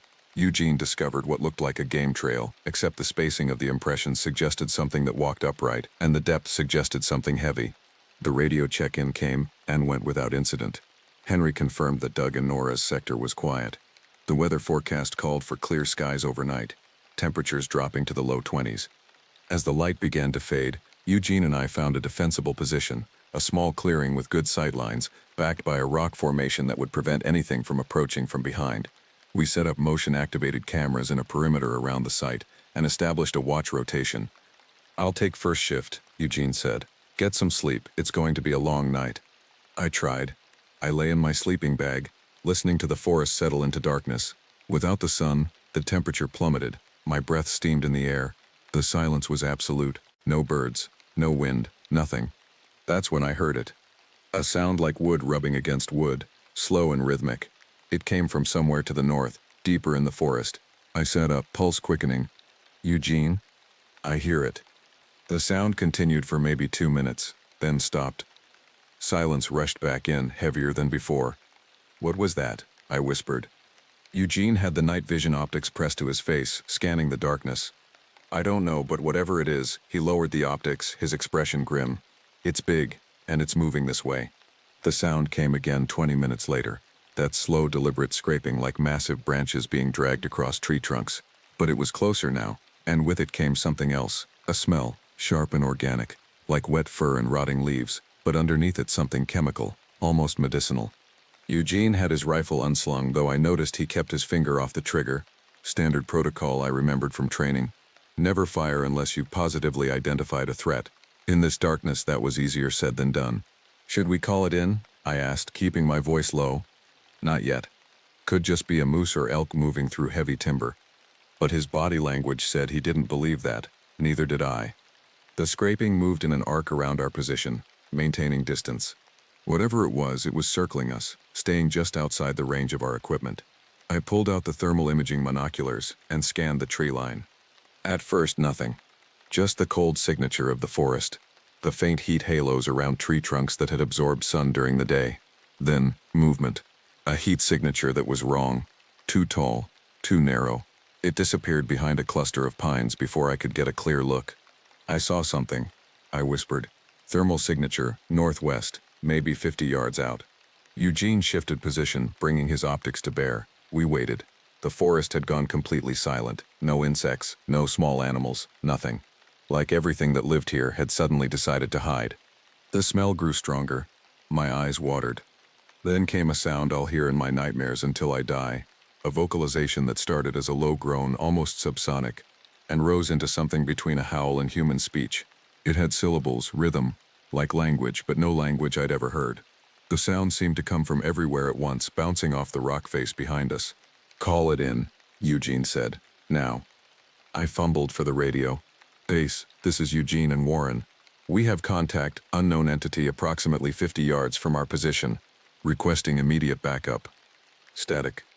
Then Henry's voice, tight with tension. "Copy that. Describe the contact." "Large heat signature, bipedal movement pattern, vocalizations that don't match any known wildlife. It's circling our position. Do not engage unless directly threatened. I'm dispatching Doug and Nora to your coordinates. ETA 20 minutes. Can you hold position?" I looked at Eugene. He nodded. "Affirmative. We're behind cover with good sight lines. Stay on the radio. And Warren, whatever happens, do not follow it into the forest." The transmission ended. Eugene and I pressed our backs against the rock formation, weapons ready, watching the darkness. The circling stopped. The smell faded slightly. For a moment, I thought maybe it had left. Then the cameras started triggering. 3 of the motion-activated units went off in rapid succession, their infrared light strobing the darkness. I caught glimpses, impossibly long limbs, something that moved in a sideways loping gait, too fast for the sensors to properly track. It was playing with our perimeter, testing our defenses. "What the hell is that?" I breathed. Eugene's jaw was clenched, something that shouldn't exist. The 4th camera triggered. This time, the thing paused directly in frame for perhaps 2 seconds. The night vision capture would be analyzed later by specialists who would spend hours arguing about what the footage showed. But in that moment I saw a figure, easily 8 feet tall, covered in matted hair that might have been fur or might have been something else. The limbs were wrong, too long, joints that seemed to bend in multiple directions. The head was vaguely canine, but the eyes caught the infrared light and reflected it back, green and intelligent. And the hands, God, the hands had fingers that ended in dark curved claws, the same claws that had stripped bark from those birch trees. Then it was gone, melting back into the darkness. "Did you?" I started. "Yeah." Eugene's voice was steady, but I could see his hands shaking. "I saw it." The radio crackled. "Warren, Eugene, this is Doug. We're 10 minutes out. Status?" "It's still here," Eugene reported. "Hasn't approached within 30 yards, but it's definitely aware of us. Displaying what looks like curiosity or testing behavior." "Copy. We've got eyes on your thermal signatures. There's something else moving in your area, northeast quadrant, another large contact." My blood went cold. "How many of these things are there?" "Unknown," Doug said. "But you've got at least 2 confirmed. Their weight. The second signature is moving fast, closing on your position from..." The rock face behind us exploded with sound. Something massive had climbed up the far side and was now directly above us, breathing heavily. I could hear claws scraping on stone. Small rocks and debris rained down. Eugene and I rolled away from the formation, bringing our weapons up. The thing, because it was definitely a thing, not an animal, dropped down with impossible grace, landing between us and our equipment. In the dim light of our headlamps, I saw it clearly for the first time. It stood on 2 legs, hunched but still towering over us. The body was humanoid in the worst possible way, familiar enough to trigger recognition, alien enough to trigger revulsion. The fur was sparse and patchy, revealing gray-white skin underneath. The face was elongated, the jaw distended, filled with teeth that looked broken and regrown multiple times. But the eyes were the worst part. They were human eyes, aware. "Don't move," Eugene whispered. The creature's head swiveled toward him, nostrils flaring. Then it did something I wasn't prepared for. It spoke. The voice was ruined, pushed through a throat not meant for human speech, but the word was unmistakable. Hungry. It took a step forward. I could see old scars on its torso, marks that might have been tattoos once, before the transformation, if that's what this was. Before whatever had made it into this. "We don't want to hurt you," Eugene said, though his rifle remained trained on the creature's center mass. The thing's mouth twisted into something that might have been a smile. Too late. Was hurt. Was changed. Now. It took another step. Hungry. Always hungry. The second creature dropped from the trees to our left, cutting off that escape route. This one was larger, older maybe, its features even more distorted. It made that same groaning vocalization, and the first creature responded in kind. Communication. They were coordinating. My radio crackled. "We've got visual," Doug's voice came through. "Taking positions." The crack of a rifle shot shattered the night. The larger creature screamed, a sound of rage more than pain, and wheeled toward the source of the shot. Eugene and I used the distraction to fall back toward our equipment. More shots, controlled bursts from Doug and Nora's positions. The creatures were fast, unbelievably fast, but they were also cautious. They'd been shot before, I realized. They knew what guns could do. The first creature, the one that had spoken, locked eyes with me one more time before retreating into the darkness. "This is not over," it managed, the words barely comprehensible. "You are in our forest now." Then they were gone. Both of them vanished into the trees with barely a sound. Doug and Nora reached our position 30 seconds later, both breathing hard. "Everyone intact?" Doug demanded. Eugene nodded, though his face was pale. "They were right on top of us. If you hadn't fired when you did." "Did that thing speak?" Nora interrupted. "I heard something over the radio." I nodded, not trusting my voice. My hands were shaking, adrenaline crashing through my system. Nora's expression was grim. "Then Henry needs to hear about this immediately. Because if those things were people once..." She didn't finish the sentence. She didn't have to. "If those things were people once, then whatever was happening in the Ottawa forest wasn't just about finding the missing. It was about stopping them from becoming something worse than dead." Henry called for immediate extraction after our report. 40 minutes later, we were all back at base camp, sitting under harsh LED lights while he debriefed us. The recording equipment had captured everything, the vocalizations, the creature's broken speech, the thermal imagery of their coordinated approach. Henry played it back 3 times, his expression growing darker with each replay. "This confirms the worst-case scenario," he finally said. "What you encountered weren't cryptids or unknown wildlife, they were the missing."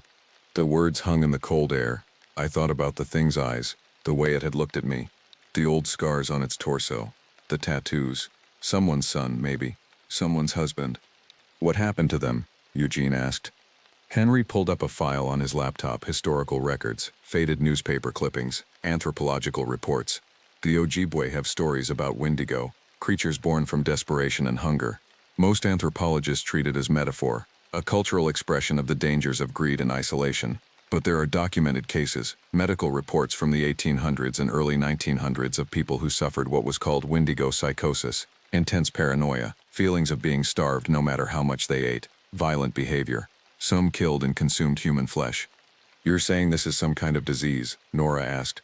"I'm saying there's something in this forest that causes a transformation. We don't know if it's environmental, a fungus, a parasite, or something else entirely. But the pattern is consistent. People go missing in specific areas with historical significance. Sometimes they're never found, but sometimes," he gestured at the thermal images frozen on the screen, "sometimes they become what you saw tonight." "The one that spoke said it was changed," I recalled. "That it was hurt first." "Physical trauma might be a trigger," Henry mused. "Extreme stress, injury, exposure, any combination could make someone susceptible. But here's what we know for certain. Once the transformation begins, it's irreversible. The missing don't come back, and the things they become are dangerous, to themselves and anyone else in their territory." "So what's our mission now?" Doug asked. "Same as always, find the missing before they complete the transformation. And if they've already changed," Henry's expression was hard, "we document it, we report it, and command decides whether to authorize termination." The word termination settled over us like a shroud. These weren't monsters in the abstract. They were people who'd made the mistake of hiking in the wrong part of the forest at the wrong time. He brought up a map with her planned route highlighted. It cut directly through the area where we'd encountered the creatures. "She's military," Henry added. "Or was, Marine Corps combat medic, 2 tours in Afghanistan. If anyone has the survival skills to last out there, it's her. But we need to find her fast before..." Before she becomes like them, Eugene finished. Henry nodded. I'm authorizing a night operation. Full team deployment, maximum firepower, extraction protocol. If we find her alive, we get her out immediately.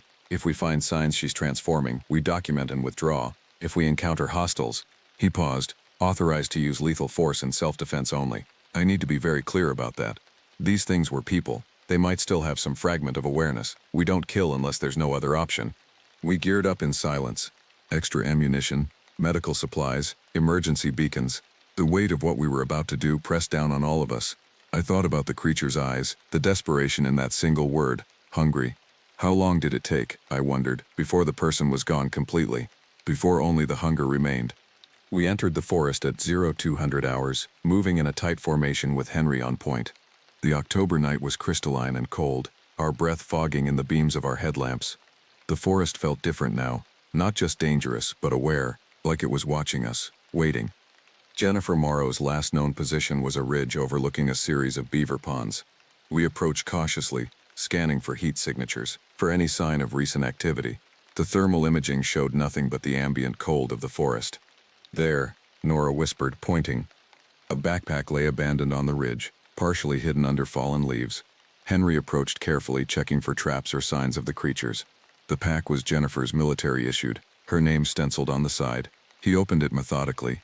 Sleeping bag still here, he reported. Food supplies, water purification, first aid kit.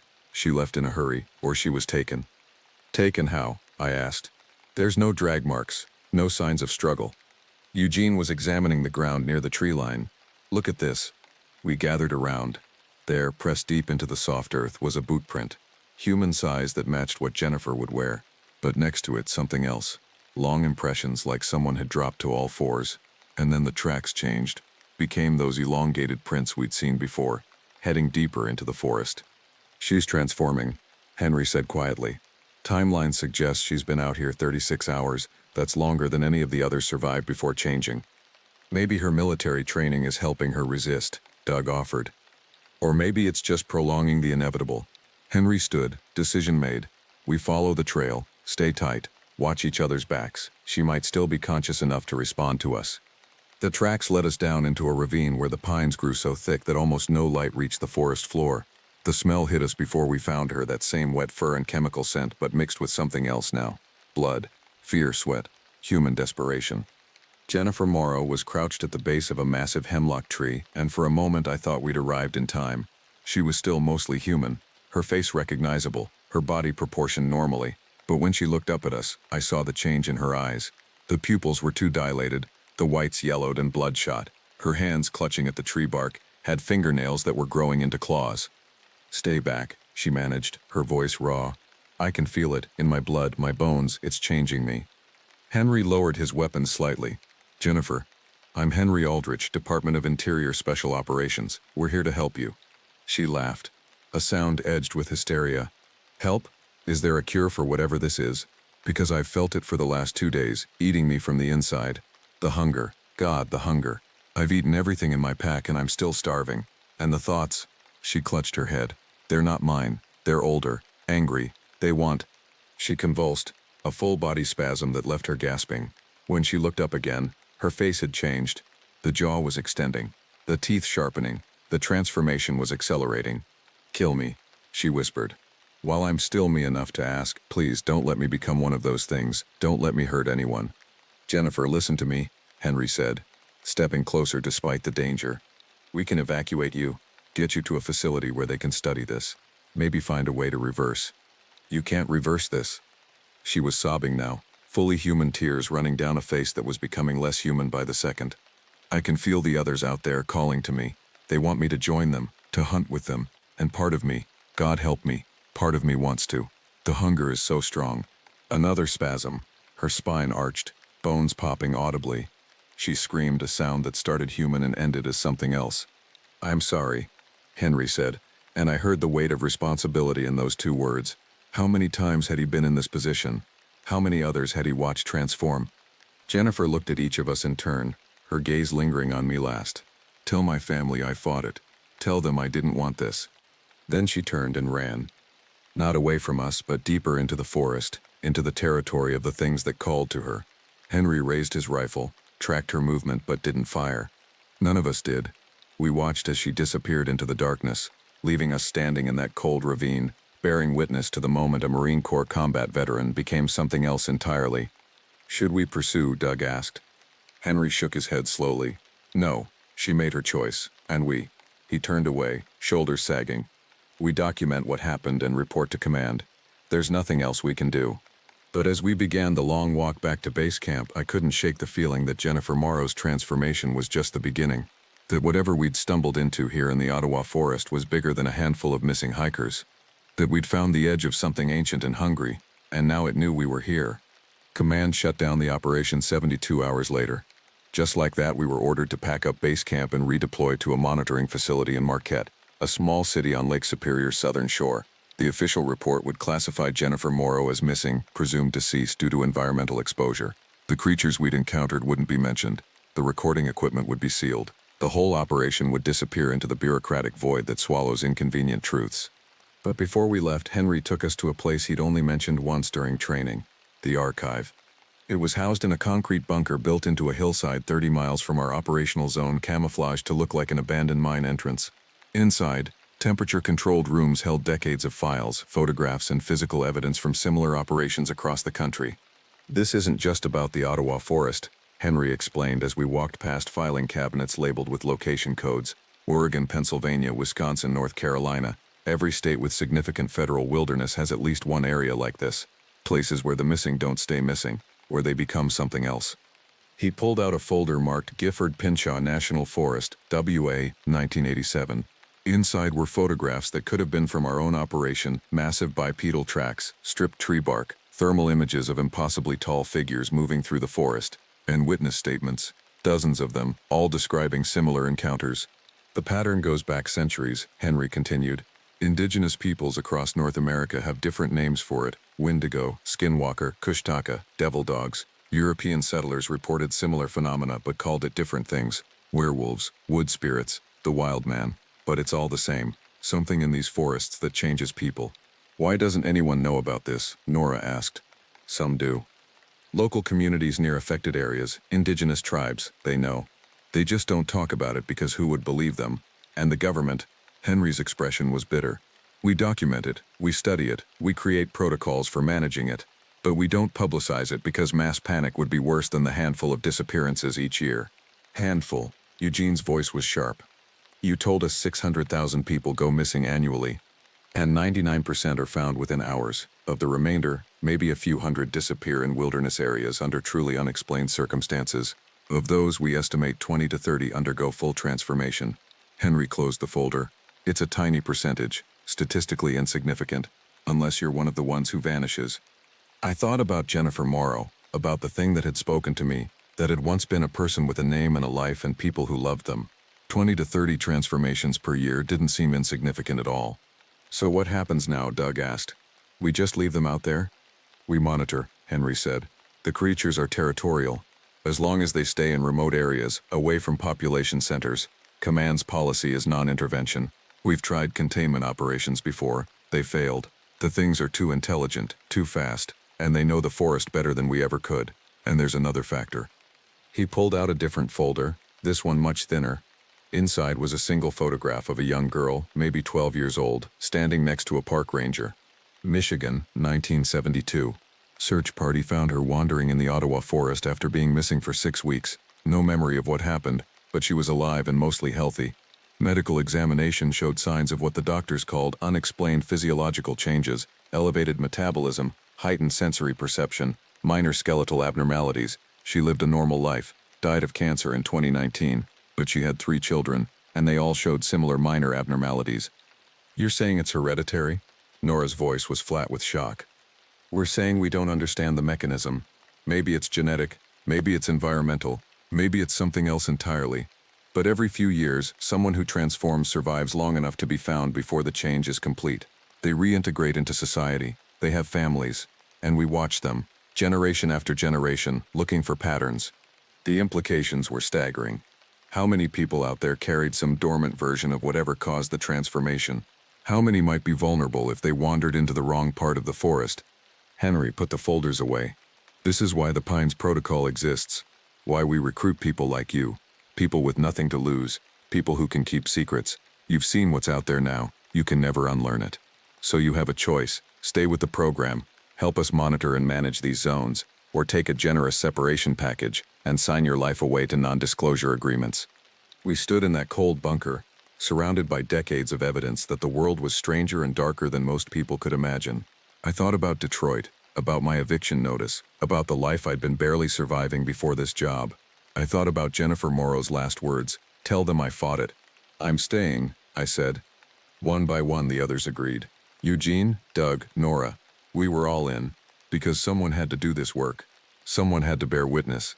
Someone had to make sure that when people vanished into the wilderness, at least their families would get some kind of answer, even if it wasn't the whole truth.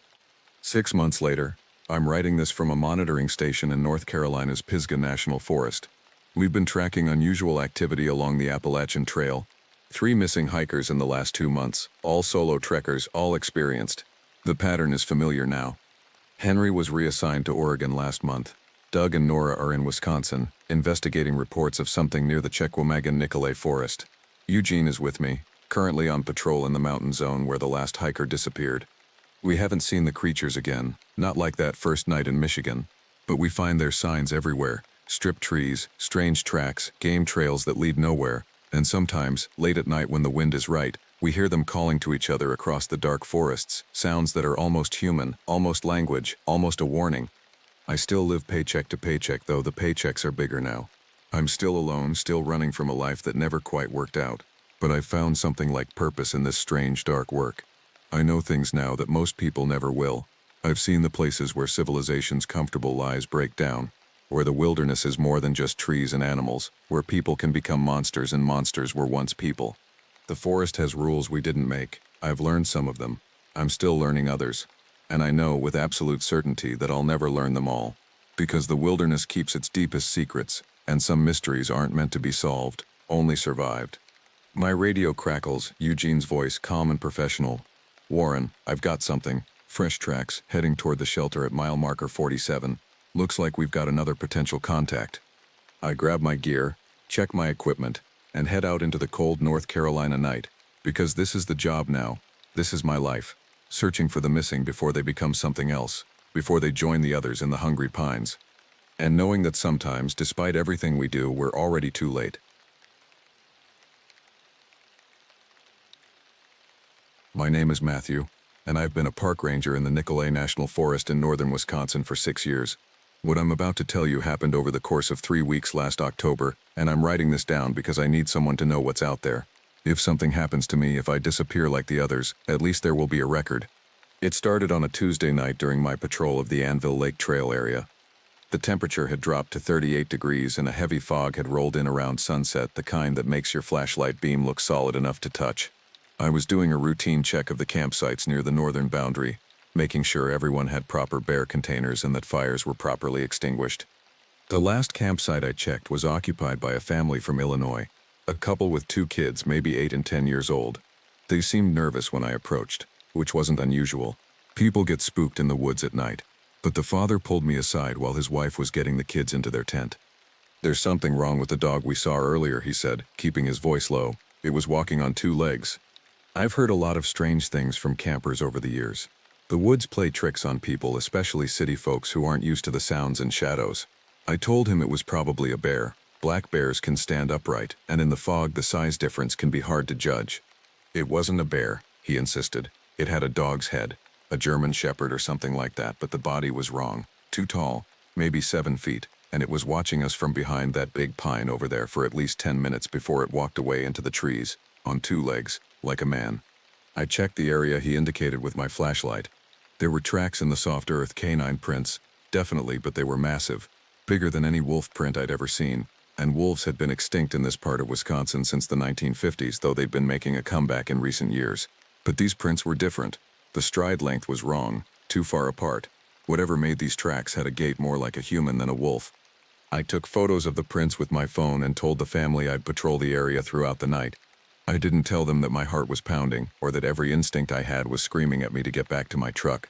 Around midnight, I was parked at the Anvil Lake boat landing, filling out my patrol log, When I heard it, a howl, but not like any wolf or coyote I'd ever heard. It was deeper, more guttural, and it had an almost human quality to it, like someone trying to imitate a wolf but not quite getting it right. The sound came from the northeast, maybe half a mile away, in the direction of the family's campsite. I grabbed my radio and called it in to dispatch. Jenny, the night dispatcher, told me there had been 3 similar reports in the past week from different parts of the forest. 2 hikers had reported seeing a wolf-like creature walking upright, and a solo camper had packed up and left in the middle of the night after hearing something large circling his tent and making sounds like a man imitating a dog. I drove back to the family's campsite, my high beams cutting through the fog. Everything seemed quiet. Everything seemed quiet. Their tent was zipped up tight, and I could hear the father's voice inside, low and calm, probably trying to reassure his kids. I sat in my truck with the window down, listening. The forest has its own rhythm at night. You learn to distinguish between normal sounds and abnormal ones. The rustle of a raccoon in the underbrush sounds different from a deer moving through the trees. An owl's wings cutting through the air have a distinctive whisper. You learn these things when you spend enough nights alone in the woods. What I heard at 1:47 a.m. was not normal. It started as a low growl, coming from the tree line about 50 yards to the east. Then I heard something moving through the underbrush. But the movement was wrong. Too deliberate, too calculated. Whatever it was taking its time, moving slowly, like it wanted me to hear it. I turned on my spotlight, the one mounted on the driver's side mirror, and swept it across the tree line. The beam caught something about 30 yards out, standing between 2 large pines. For just a second, maybe 2, I saw it clearly. It was standing upright on 2 legs, easily 7 feet tall. The body was humanoid but covered in dark fur that looked almost black in my spotlight. The head was unmistakably canine, a long snout, pointed ears, but the eyes reflected green in my light, not the typical yellow or red you see with wolves or coyotes. The arms were too long, hanging down past where the knees would be, and the hands, if you could call them that, looked more like paws but with elongated fingers. It didn't run when my light hit it. It just stood there watching me, its head tilted slightly to one side like a dog trying to understand a new command. Then it opened its mouth, and I could see rows of teeth that seemed too large, too sharp, too numerous. It made a sound that I can still hear when I close my eyes. A low rumbling vocalization that was part growl, part words, like it was trying to form speech but couldn't quite manage it. The sound seemed to say, "Go, away." Then it dropped to all fours and vanished into the darkness so quickly I almost convinced myself I'd imagined it, but I hadn't. The family in the tent had heard it too. I could hear the kids crying and the mother's panicked voice asking what that sound was. I stayed there until dawn, my engine running, my doors locked, my hand on my sidearm. Park rangers in Wisconsin aren't required to carry firearms, but I'd gotten my permit after a close call with a black bear 3 years ago. I'd never been more grateful for that decision. When the sun came up, I helped the family pack their gear. They didn't ask questions and I didn't offer explanations. They just wanted to leave, and I didn't blame them. As they drove away, the father rolled down his window. "You saw it too, didn't you?" he asked. I nodded. "What the hell was it?" "I don't know," I said, and that was the truth. But I had a suspicion. I'd heard stories from the old-timers who'd worked these woods before me. Stories they'd tell after a few beers, laughing them off as folklore and tall tales. Stories about the Dogman. I spent the rest of that day searching the area around the campsite. The tracks were there, clear as day in the soft earth. They showed a creature that sometimes walked on 4 legs, sometimes on 2. The gait on 2 legs showed a stride of nearly 6 feet. I took measurements, more photos, and samples of fur I found caught on low branches. The fur was coarse, dark brown to black, and longer than wolf fur. I sent everything to a friend of mine who works for the DNR, a wildlife biologist named Sarah Chen. She called me back 2 days later. "Matthew, where did you get these samples?" "Why?" "Because the DNA is unusual. It's definitely canine, but there are anomalies I can't explain. And the measurements you sent me, nothing in North America has that stride length and that body structure. Nothing that should exist." "What are you saying?" "I'm saying I don't know what you found, but it's not a wolf, it's not a coyote, and it's not a bear. Send me more if you find it. And Matthew, be careful." That night, I drove back to my cabin on the edge of the forest. I live alone, which had always been one of the perks of the job: solitude, peace. But that night, as I sat on my porch with a beer and my rifle across my lap, the solitude felt different, threatening. Around 10 p.m., I heard something in the woods behind my cabin. Movement in the underbrush. And then, clear as day, I heard it again. That same vocalization, like speech, but not quite. "Matthew." It knew my name. I went inside, locked every door and window, and didn't sleep until the sun came up. 3 days passed without incident, but I couldn't shake the feeling that I was being watched. Every shadow seemed deeper, every sound seemed louder. I started jumping at things that had never bothered me before. A branch breaking, a crow's call, the wind in the pines. On Friday, I got a call from dispatch about a missing hiker in the Black River State Forest, about 40 miles southeast of my usual patrol area. They were asking for all available rangers to help with the search. The hiker, a 34-year-old man from Madison named Derek Foster, had been reported missing by his girlfriend after he failed to return from a solo overnight trip. His car was still at the trailhead, tent and supplies gone. I joined the search party at dawn on Saturday. There were 12 of us, rangers, sheriff's deputies, and volunteers from the local search and rescue team. We split into groups of 3 and began working a grid pattern from his last known position, a campsite near the Wildcat Mountain area. My group consisted of myself, a deputy named Rodriguez, and a local volunteer named Tom Hendricks, who'd been hiking these woods for 30 years.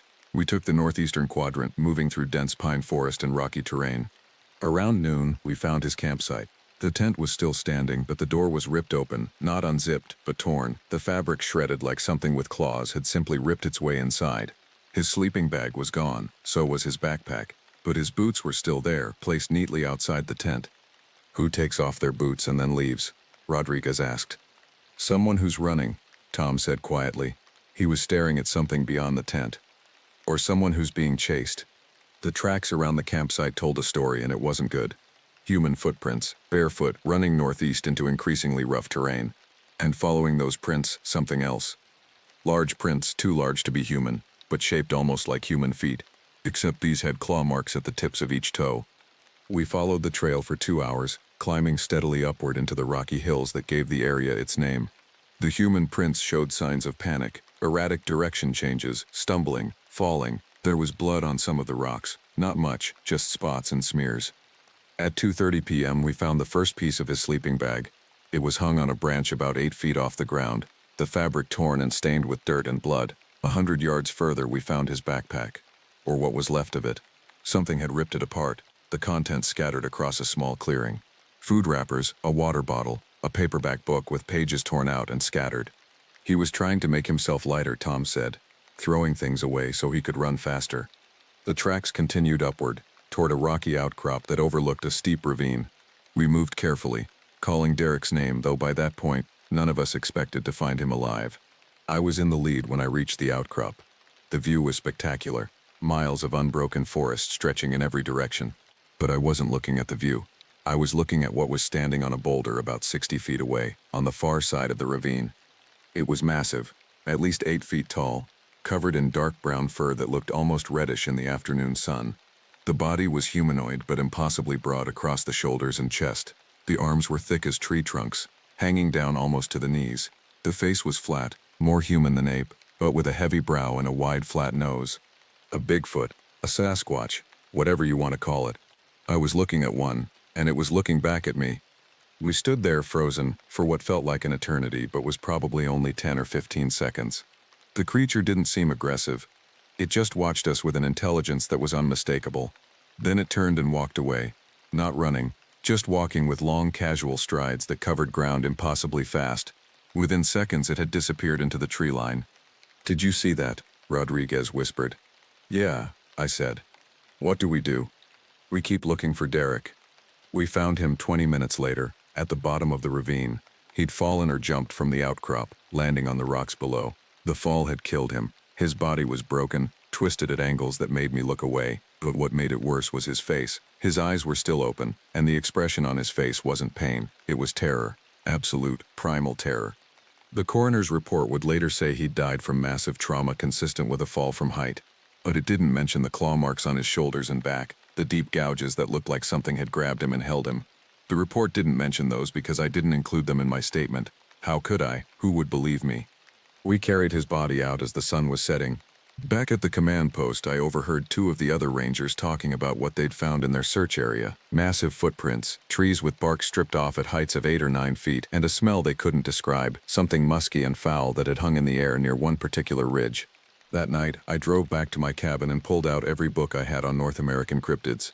The Bigfoot description matched what I'd seen perfectly. Large bipedal covered in fur, human-like face but heavily built. Reports of them throughout the Pacific Northwest, but also scattered reports from Wisconsin, Michigan, Minnesota, anywhere there were deep forests and low human populations. But the books didn't mention one thing that kept bothering me. Why had it been there? Why had it been following Derek? The track suggested it had been tracking him, hurting him maybe, driving him toward that ravine. But why?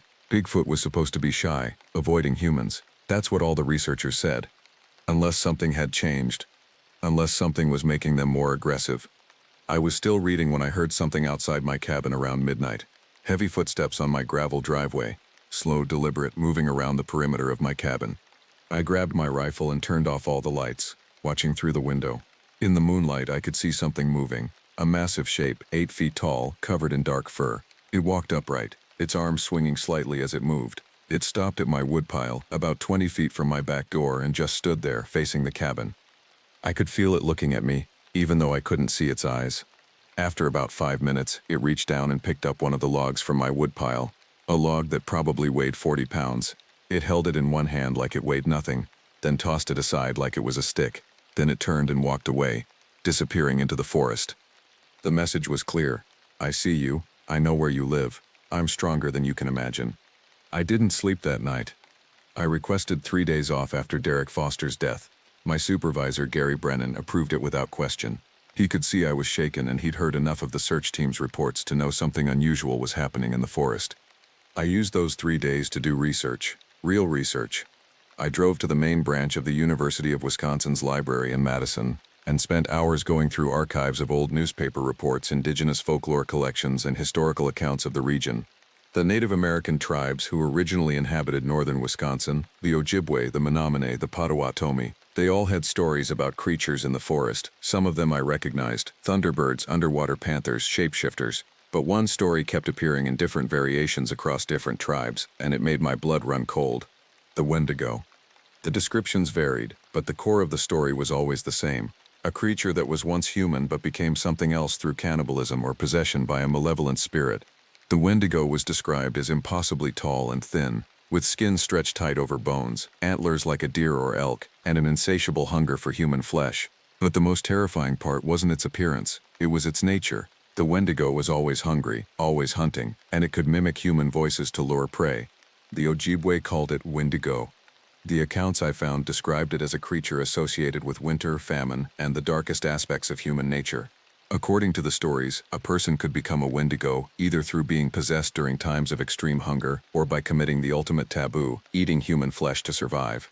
One account, from a French fur trader in 1792, described an encounter with a creature of impossible proportions, skeletal yet powerful, with the head of a great stag and eyes that glowed with an unholy hunger.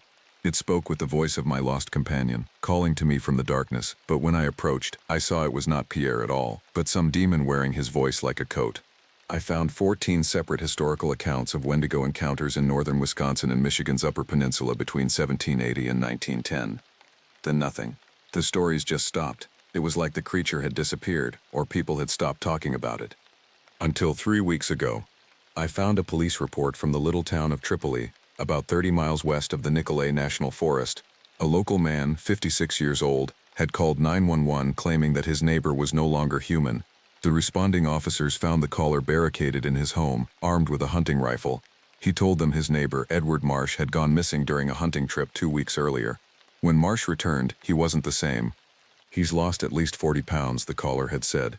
"His eyes look wrong, and he just stands in his backyard at night, staring at my house. He doesn't move, just stands there, for hours.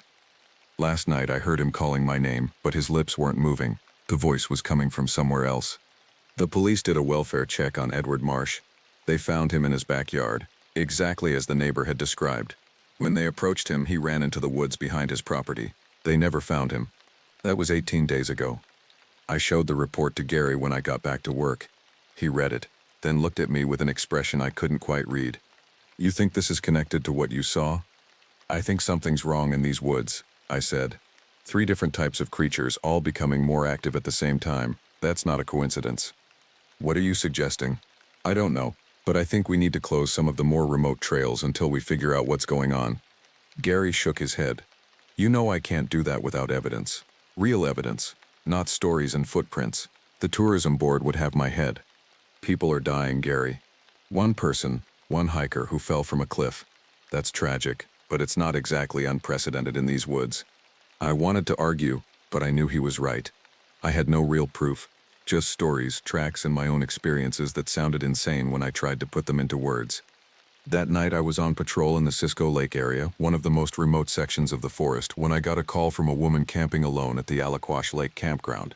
She said something was outside her tent, circling the area, and she could hear it making sounds. What kind of sounds? I asked. Like it's trying to talk. It sounds like my ex-husband, but he's in Milwaukee, he can't be here. I told her to stay in her tent, keep her flashlight on, and make noise if anything tried to approach. I was 20 minutes away, and I drove faster than I should have on those narrow forest roads. When I arrived at her campsite, I found her standing outside her tent with a can of bear spray in one hand and a large hunting knife in the other. She was in her 40s, fit and capable looking, not the type to spook easily. It left about 5 minutes ago, she said, but it kept calling my name, in Mike's voice, my ex-husband. It knew things. It said, "Sarah, I'm sorry. Please come out. I need to talk to you." But Mike has never apologized for anything in his life, and he doesn't know I'm here. I searched the area with my spotlight. The tracks around her campsite made my stomach turn.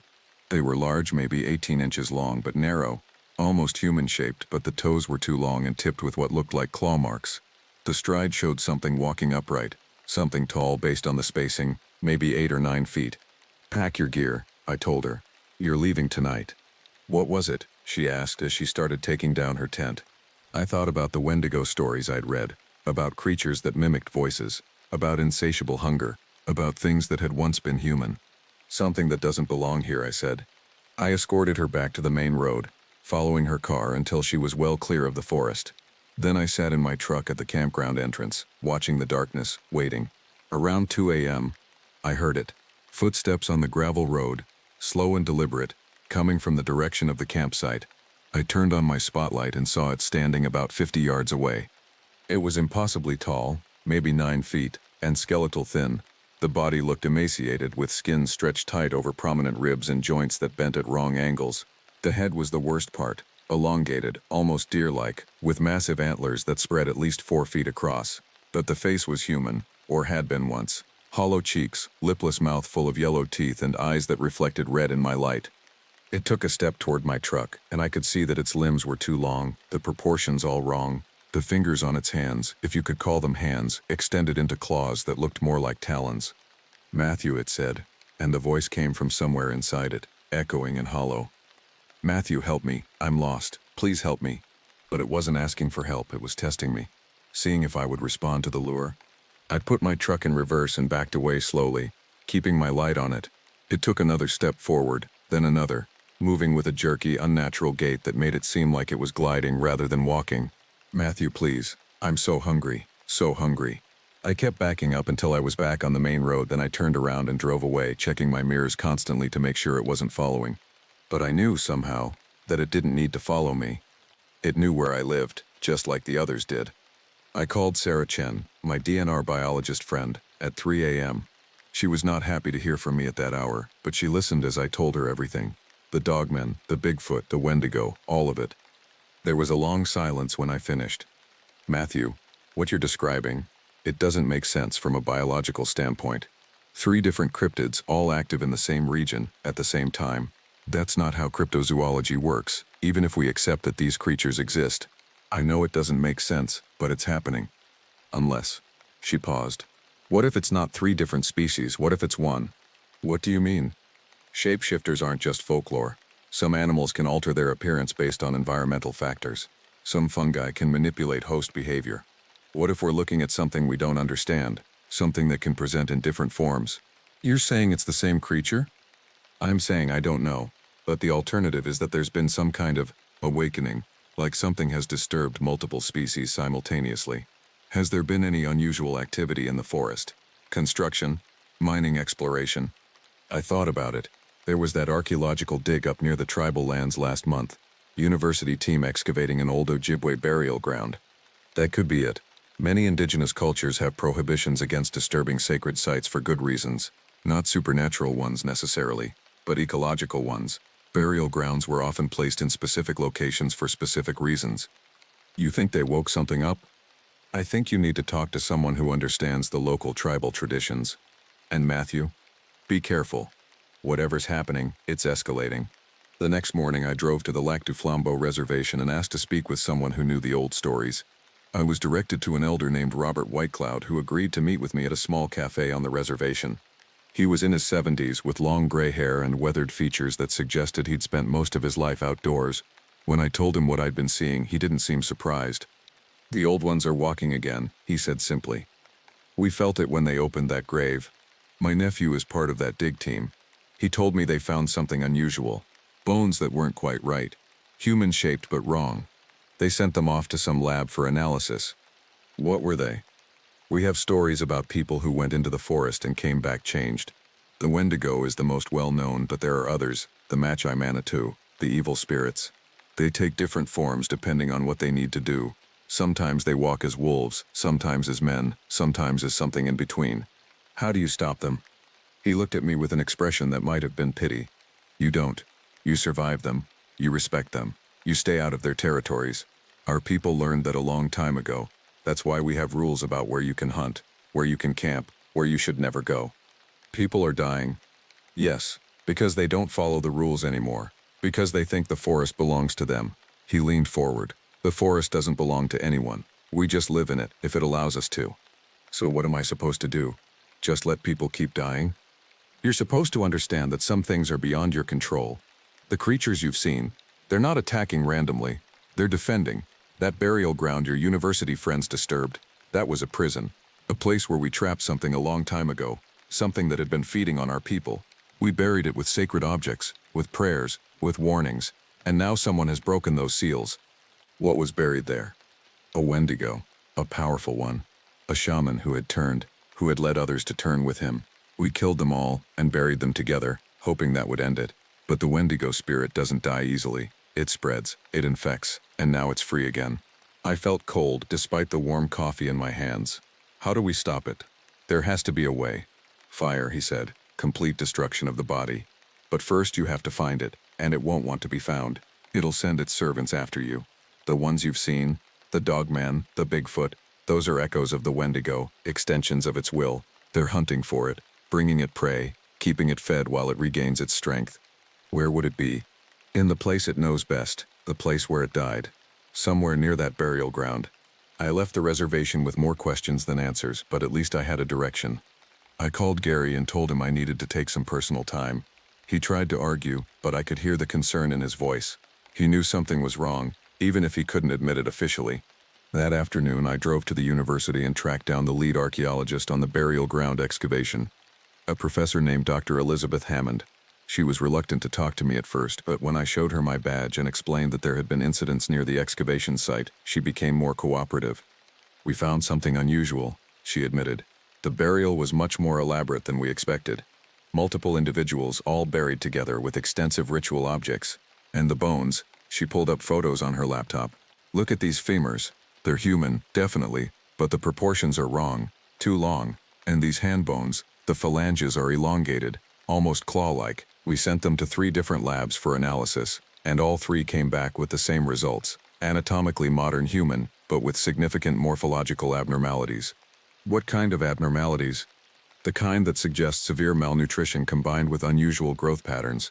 It's similar to what we see in accounts of pica and other extreme dietary conditions, but more pronounced. These people were eating something, or something was changing their bodies at a fundamental level."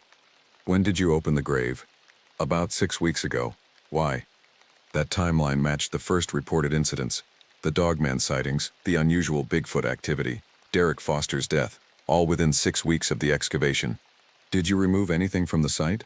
"Just the bones and artifacts. We documented everything and moved it all to the university lab for study." "You need to put them back." She stared at me. "Excuse me?" "The bones, the artifacts, everything. You need to put them back and reseal the site." "That's not how archaeology works. We have permits, protocols." "People are dying, Dr. Hammond. Whatever was in that grave, it was buried there for a reason, and now it's free." She didn't believe me. I could see it in her face, but she did promise to contact the tribal council and discuss the proper protocols for handling the remains. It was better than nothing. That night, I gathered supplies. my rifle, extra ammunition, a GPS unit, high-powered flashlights, flares, and a 5-gallon can of gasoline. If Robert Whitecloud was right about fire being the only way to stop a Wendigo, I wanted to be prepared. I didn't tell anyone where I was going. If something happened to me, if I didn't come back, at least there would be this account. I'm leaving it with Sarah Chen, with instructions to make it public if I disappear. As I write this, it's 6 p.m. on a Wednesday evening in late October. In 2 hours after full dark, I'm going back to that burial ground. I'm going to find whatever was released from that grave, and I'm going to end this. If you're reading this, I probably failed, but I have to try. I reached the burial site at 8:47 p.m. The university's excavation had been temporary, just a few surveyed squares marked with stakes and string now abandoned. The disturbed earth had been roughly filled in, but you could see where they'd dug, where they'd violated ground that had been undisturbed for centuries. The forest was absolutely silent. No insects, no birds, no wind, just oppressive, waiting silence. I moved carefully through the site, my flashlight beam cutting through the darkness. The excavation pit was about 8 feet square and maybe 5 feet deep. At the bottom, I could see where they'd found the bones. Darker soil, stained with something that time hadn't completely erased. I was examining the pit when I heard it behind me, a low growl that raised every hair on my body. I turned slowly. The dogman was standing at the edge of the clearing, about 30 feet away. In my flashlight beam, it looked even more terrifying than I remembered. 7 feet of muscle and fur standing upright on legs that were bent wrong, its canine head tilted as it watched me with those unsettling green eyes. It didn't attack, it just stood there, watching, waiting. Then I heard heavy footsteps from my left. The Bigfoot emerged from the tree line, massive and imposing. It stopped about 20 feet from the dogman, creating a perimeter around me. They weren't attacking. They were hurting me, keeping me here. For what? The answer came a moment later. I felt it before I saw it, a sudden intense cold that made my breath fog despite the mild temperature. Then the smell hit me, rot and decay and something worse, something that didn't have a name. It came from the north, moving between the trees with that awful gliding motion I'd seen before, the Wendigo. But now I could see it clearly, and the reality was so much worse than any description could convey. It had been human once. I could see that in the general structure, in the shape of the skull beneath the desiccated skin. But whatever it had left humanity far behind. The body was skeletal, impossibly thin, every bone visible beneath skin that looked like cracked leather. The limbs were elongated, the joints swollen and wrong. The antlers that grew from its skull were massive, branching and complex, hung with rotting vegetation and what looked like fragments of clothing. But the face, God, the face. It still had human features, a nose, lips, eyes, but they were wrong in every possible way. The mouth was too wide, splitting the face nearly to the ears, full of teeth that were jagged and broken. The eyes were sunken, but glowed with that horrible red light, and when it opened its mouth to speak, the voice that came out was not one voice but many, layered and echoing. Matthew, you came. Good. So hungry. Always so hungry. The dogman and the Bigfoot moved closer, tightening the circle. I understood now. Robert Whitecloud had been right. These creatures weren't independent. They were extensions of the Wendigo's will, servants bound to feed it and protect it. You were buried here, I said, trying to keep my voice steady. In this place. The Ojibwe trapped you here. Trapped. Yes, so long. Dark. Hungry, always hungry. But now free. Free to feed. How many have you killed? The creature made a sound that might have been laughter. Not enough. Never enough. Do you know what it's like? The hunger? It never stops. Never satisfied. Feed and feed and feed, but still hungry. Always hungry. It took a step closer and I could see that its feet left no marks in the soil, as if it weighed nothing. An impossibility for something so tall. The bones have to be returned, I said. Buried again with the proper rituals. That's the only way to stop this. Stop. More of that awful laughter. Why stop? This is freedom. This is hunger satisfied, even if only briefly. Why would we stop? We? Did you think I was alone? That I was the only one? There are 4 of us, 4 who were buried together. The others are still weak, still finding their strength. But I am strong, I am fed, and I will feed them too. 4 Wendigos. The thought was almost too terrifying to process. I reached slowly for the can of gasoline at my feet. The Wendigo saw the movement and tilted its head. Curious. Fire, it said. You think fire will stop me? Fire is a small thing. Pain is a small thing. Only hunger matters. Only the feed. Maybe, I said, but let's find out. I threw the gasoline directly at it and fired my flare gun in the same motion. The effect was immediate and horrifying. The Wendigo shrieked, a sound so loud and so alien that I dropped to my knees, hands over my ears. Flames engulfed its body, and the smell of burning flesh and something worse, something chemical and wrong, filled the air. But it didn't stop moving. It came toward me, burning, screaming, its arms outstretched. Behind it, the Dogman and Bigfoot were backing away, the connection to their master apparently broken by the flames. I fired 3 shots from my rifle, aiming for center mass. Each bullet punched through the creature's chest, but there was no blood, just more of that awful smoke. It kept coming. I ran. I made it about 20 yards before I tripped over a root and went down hard. I rolled onto my back just in time to see the burning Wendigo standing over me, its massive form silhouetted against the night sky. The flames were dying down now, but the damage was done. Its body was charred and broken, pieces falling away like burned paper. It reached down with one clawed hand, and I thought this was it. This was how I died. But then something else emerged from the forest, a group of people, maybe 8 or 10 of them, moving in formation. They were chanting in a language I didn't understand, and they carried torches and what looked like ceremonial objects. Robert Whitecloud was among them. He'd brought the tribal council, the elders, the ones who still remembered the old ways. They formed a circle around the Wendigo, their chanting growing louder. The creature tried to move toward them, but it was weakening. The fire had done more damage than I'd thought. It fell to its knees, still reaching, still trying to grab someone, anyone, to feed that endless hunger. Robert approached it carefully, holding something that glowed with a soft bluish light, some kind of crystal or stone. He pressed it against the Wendigo's chest and spoke words I couldn't understand. The creature screamed one final time, and then it collapsed, the body crumbling into ash and bone and nothing. The Dogman and the Bigfoot had fled.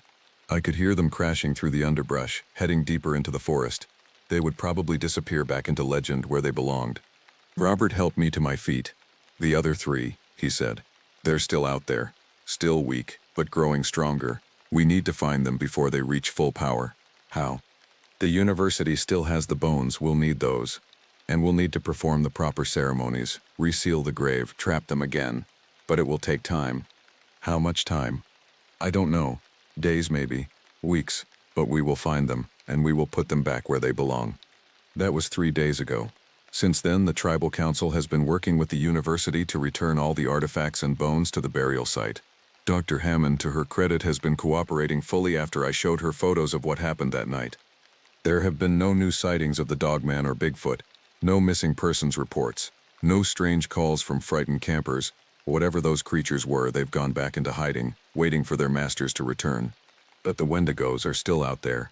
3 of them, according to Robert, growing stronger every day, feeding on isolated campers and hikers, learning the forest, preparing. I've gone back to regular patrol duty, but everything feels different now. Every shadow could hide something.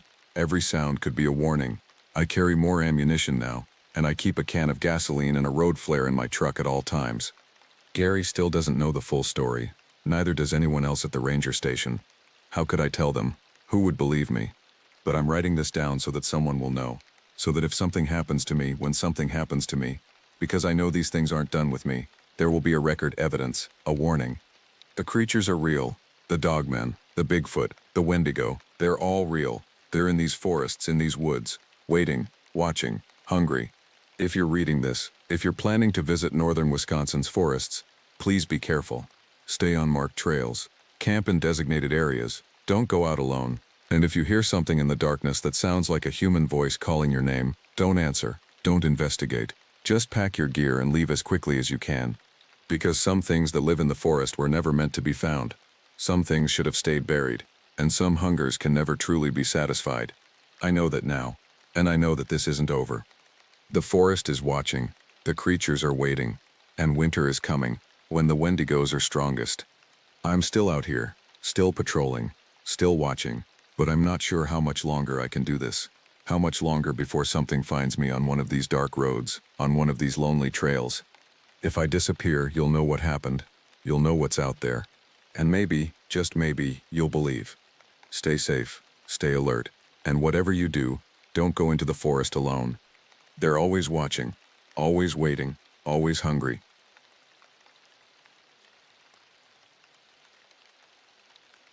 I never believed in monsters, not the kind that lurk in shadows or haunt the edges of civilization. As a park ranger at Blackwood National Forest for 15 years, I'd encountered plenty of natural dangers, aggressive bears, territorial moose, flash floods that appeared from nowhere, but nothing that couldn't be explained by science or animal behavior. At least that's what I thought until last autumn, when everything I understood about our world changed forever. My name is unimportant. What matters is my story, one I've documented meticulously, because I need others to know the truth about what dwells in America's wildest places. The forests hold secrets older than the nation itself. Whispers that echo from a time before European boots ever touched this soil. Blackwood spans over 400,000 acres of dense woodland, rugged mountains, and mist-shrouded valleys in the Pacific Northwest. My station sits on the eastern edge, where the ancient trees give way to rolling foothills. I patrol the boundaries where wilderness meets civilization, that delicate threshold where most incidents occur. Another missing hiker report, Diane sighed, sliding the paperwork across my desk that fateful September morning. The ranger station was quiet. Sunlight streaming through dusty windows as autumn painted the forest outside in fiery hues. Third one this month, same area too. I studied the map coordinates. The disappearances clustered around Widow's Peak, a remote area locals had long avoided. Indigenous legends whispered about the region being a thin place where the veil between worlds stretched gossamer thin. I'd dismissed such tales as colorful folklore designed to keep people away from dangerous terrain. Any connection between the missing? I asked, scanning the details. None that's obvious. Different ages, backgrounds. Only commonality is they were all solo hikers who ventured off trail. Rangers know the cardinal rule of wilderness safety: stay on marked paths. Those who wander invite trouble, typically from exposure, injury, or disorientation. But 3 disappearances in the same area within weeks was unusual. I'll check it out, I said, folding the map and tucking it into my jacket pocket. Weather's supposed to hold until tomorrow. I can make it to the northwestern quadrant by nightfall if I leave now. Diane's expression tightened. Be careful. Something about this feels different. If only I'd recognized her intuition for the warning it was. I packed a light sleeping bag, water purifier, first aid supplies, emergency rations, and my standard issue sidearm. Most rangers rarely draw their weapons, using them primarily for signaling or wildlife deterrence. I'd never fired mine outside of training. That too would change. The hike began pleasantly enough. September in Blackwood brings crisp air, dappled sunlight through changing leaves, and the earthy perfume of decaying vegetation, that sweet, musty scent marking nature's transition. I moved efficiently, following game trails and ranger shortcuts unknown to casual visitors. By mid-afternoon, the forest began to change. The friendly deciduous groves gave way to old-growth conifers, massive sentinels that blocked the sun, creating a perpetual twilight beneath their canopy. The temperature dropped noticeably. The pleasant forest sounds, birdsong, skittering squirrels, wind through leaves, gradually faded until only my footfalls broke the unnatural silence. I'd visited every corner of Blackwood in my years of service, yet something about this section felt foreign. The trees seemed to crowd closer, their bark blackened and twisted like arthritic fingers. Moss hung in long, spectral curtains. The air turned heavy, carrying a metallic tang that coated my tongue. Near dusk, I reached a small clearing about 3 miles from the location of the last disappearance, perfect for setting up camp. As I unpacked my gear, I couldn't shake the sensation of being watched. Rangers develop a sixth sense for wildlife observation. The weight of unseen eyes carries a distinctive feeling. But this was different, more focused, more intelligent. I built a small fire, its orange glow creating a fragile circle of warmth and light against the encroaching darkness. As night fell completely, the forest transformed. Shadows seemed to move independently of their sources. Wind whispered through the trees with almost vocal cadence, rising and falling like conversation just below the threshold of comprehension. In my sleeping bag, I stared upward at stars peeking through the forest canopy. The constellations looked wrong somehow. The familiar patterns slightly altered, as if I were viewing them from a different planet. Sleep came fitfully, haunted by dreams of being pursued through endless trees by something I couldn't see but sensed at every turn. A sound woke me near midnight.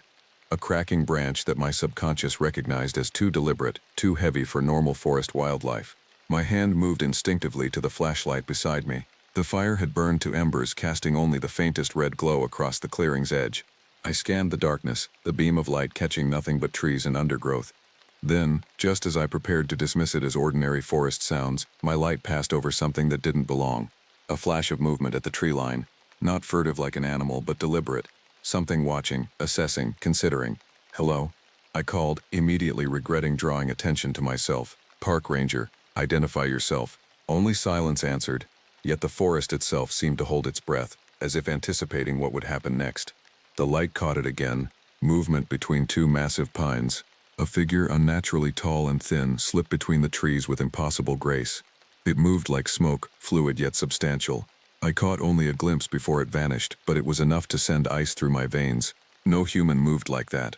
No animal either. I remained awake until dawn, the fire built high, my sidearm within easy reach. When first light finally broke through the trees, I felt foolish. Darkness plays tricks on the mind. Every experienced ranger knows this. I packed my gear quickly, eager to continue the search for the missing hikers in daylight's rational embrace. But as I shouldered my pack, I noticed something that stopped me cold. Circling my campsite, pressed into the soft forest loam, were footprints. Human in shape but wrong in proportion, too narrow and deep, with elongated toes that dug into the earth like claws. They formed a perfect circle around where I'd slept, as if something had paced the perimeter all night, watching, waiting. I'd seen prints from every creature native to these woods. These belonged to none of them. That was my first indication that the old stories might contain more truth than I'd ever allowed myself to believe. Something hunted in Blackwood Forest. Something the missing hikers had encountered before me. And now it had found me too. The footprints haunted me as I continued toward Widow's Peak. Each step through the increasingly dense forest felt like walking deeper into another world, one where natural laws bent and twisted like the gnarled trees surrounding me. By mid-morning, I reached the coordinates of the most recent disappearance. A 26-year-old wildlife photographer named Marcus Chen had vanished 3 days prior. His last communication had been a text message to his sister. Found something incredible. Going off trail to get closer. We'll send pics. No photos ever arrived. His backpack was discovered by a search party the following day. Camera missing. Supplies untouched. The official search had been called off after 48 hours, standard procedure when resources are limited and survival chances diminish. But I wasn't ready to abandon another soul to the forest. Not with what I'd seen last night. I studied the area meticulously, looking for signs others might have missed. Experience had taught me that missing persons cases often hinged on subtle details. A broken twig, disturbed moss, fabric caught on brambles. Hours passed with nothing unusual, until I noticed an odd configuration of stones near a massive fallen cedar. 7 rocks arranged in a rough circle, with an 8th in the center. The formation was too deliberate to be natural, yet didn't match any trail marking system used by rangers or hikers. Curious, I approached and knelt beside the arrangement. The center stone was different from the others. Smooth black basalt that felt unnaturally cold to the touch despite the warm afternoon sun. When I lifted it, my blood froze. Beneath lay a small carved figurine, no larger than my thumb. It depicted a humanoid form with unnaturally elongated limbs and a featureless face save for deeply carved eyes. The craftsmanship was exquisite, each sinew and joint rendered with anatomical precision. But the material, I couldn't identify it. Not wood, not stone, not bone, though it resembled all three. As I examined the figurine, a sound pierced the forest silence, a high keening whistle that seemed to come from everywhere and nowhere simultaneously. Birds erupted from the canopy in panicked flight. The whistle modulated into something that chilled me more deeply. It began to sound like words, spoken in no language I recognized yet somehow carrying meaning. I pocketed the figurine, a decision I would later question, and headed in the direction of the strange sound. The forest grew darker as I walked, though my watch showed only early afternoon. The trees closed ranks, branches intertwining overhead to block the sky. Mist rose from the ground in twisting columns. After 20 minutes of hiking through increasingly bizarre terrain, I emerged onto the banks of a narrow stream I didn't recognize from any forest survey map. The water ran clear but moved wrong, flowing too slowly, almost viscous like liquid glass. On the opposite bank stood a crude shelter fashioned from branches and animal hides. A campsite, but unlike any I'd seen before. No modern equipment, no synthetic materials, just primitive construction that belonged to a different century. "Hello," I called, hand resting cautiously on my sidearm. "National Park Service." Movement flickered inside the shelter. I waded across the strange stream, uniform pants soaking through with water that felt oddly warm against my skin. As I approached the shelter, overwhelming dread washed over me. That primal fear humans carried before civilization, the instinctive recognition of something wrongly shaped. I drew my weapon, regulation be damned. "Identify yourself," I commanded, using my authoritative ranger voice that usually commanded respect, even from the most belligerent visitors. A figure emerged from the shelter and my understanding of reality permanently fractured. It stood nearly 7 feet tall, impossibly thin, with limbs jointed in too many places. Its skin was the color of wet ash, stretched taut over a frame that resembled a human's, but with proportions all wrong. The face, I still struggled to describe it coherently. Features that shifted and rearranged themselves as if unable to settle on a final form. Only the eyes remained constant, large, black, and possessing an intelligence that felt ancient and predatory. My weapon raised instinctively, though some part of me recognized bullets might be useless against whatever this was. The creature cocked its head at an impossible angle, regarding me with detached curiosity. Then it spoke, not with its mouth did it even have one, but directly into my mind. Watcher of woods, protector of boundaries, you seek the lost ones. Not a question, a statement of fact. Its mental voice felt like ice water trickling down my spine. What are you? I managed to ask, surprised by the steadiness in my voice. I am many names throughout time. Your kind once called us skin dancers, forest walkers, those who wait in shadow. Skinwalker. The term floated up from Navajo legends I'd studied during ranger training, but this didn't match any description I'd read. Did you take the missing hikers? I demanded, weapons still raised. The creature's form rippled, features rearranging themselves into something approximating amusement. Take implies ownership. We do not own. We invite. They accepted. Where are they? Walking other paths. Seeing with new eyes. The boundaries weaken. The old ways return. Soon many will cross. It gestured toward the figurine bulging in my pocket. You carry my shadow form. A connection established. The invitation extended. Cold realization dawned. The stone arrangement. The figurine. A trap. Not for human prey, but for human attention. My attention. The creature took a step forward. I fired a warning shot into the ground between us. The report echoed strangely, muffled as if the air itself absorbed the sound. It paused, those black eyes narrowing. Violence is unnecessary, Watcher of Woods. You will understand soon enough. The changing time approaches, the veil thins. I want to see the missing people, I insisted. Now. They walk the shadow paths willingly, but you... Its gaze intensified, boring into my mind. You are different. A guardian of the threshold. You could be more. The creature extended one impossibly long arm, fingers unfurling like pale spiders. Come, see what they have seen. Every rational instinct screamed to retreat, but something deeper, that primal curiosity that has driven human evolution and exploration, held me in place. If I fled, I might never find the missing hikers. If I stayed... Before I could decide, the forest erupted with sound, crashing undergrowth, voices calling my name. The search party I'd radioed before leaving the station had finally arrived. The creature's form seemed to blur around the edges, dissolving into the forest shadows. Others approach. Our time ends, but I have tasted your mind now. Watcher of Woods, you will seek answers, and when you do, you will find me waiting. It retreated into the shelter, which collapsed inward impossibly, leaving nothing but a scatter of normal-looking branches and leaves. By the time my colleagues burst into the clearing, I stood alone on the bank of an ordinary forest stream, the primitive shelter nowhere to be seen. You okay? Diane asked, reaching me first. You look like you've seen a ghost. Not a ghost, I thought. Something far older. The figurine in my pocket burned cold against my thigh. A talisman, a warning, an invitation. I said nothing about it or the creature to my colleagues. How could I? There was no protocol for encounters with beings that shouldn't exist. As we hiked back to base, I glanced repeatedly over my shoulder, the weight of unseen eyes following our progress through the darkening forest. The missing hikers remained missing. The official report would cite animal attack or exposure as the probable cause. Only I knew different. Only I had met what really hunted in Blackwood's ancient heart, and only I carried a piece of it back to civilization. I couldn't sleep that night. Every time I closed my eyes, I saw those shifting features, those ancient black eyes, examining me with cold curiosity. The figurine sat on my bedside table, impossible to ignore, yet equally impossible to explain. By morning, I'd made a decision. I needed information, context for what I'd experienced. If creatures from folklore walked the modern world, there had to be documentation, historical accounts, patterns I could analyze. I called in sick for the first time in 5 years. Diane's voice conveyed skepticism, but she didn't press. You did look pretty rough yesterday, she admitted. Take the time you need. My first stop was the County Historical Society, a quaint building housing archives of local history dating back to the first European settlements.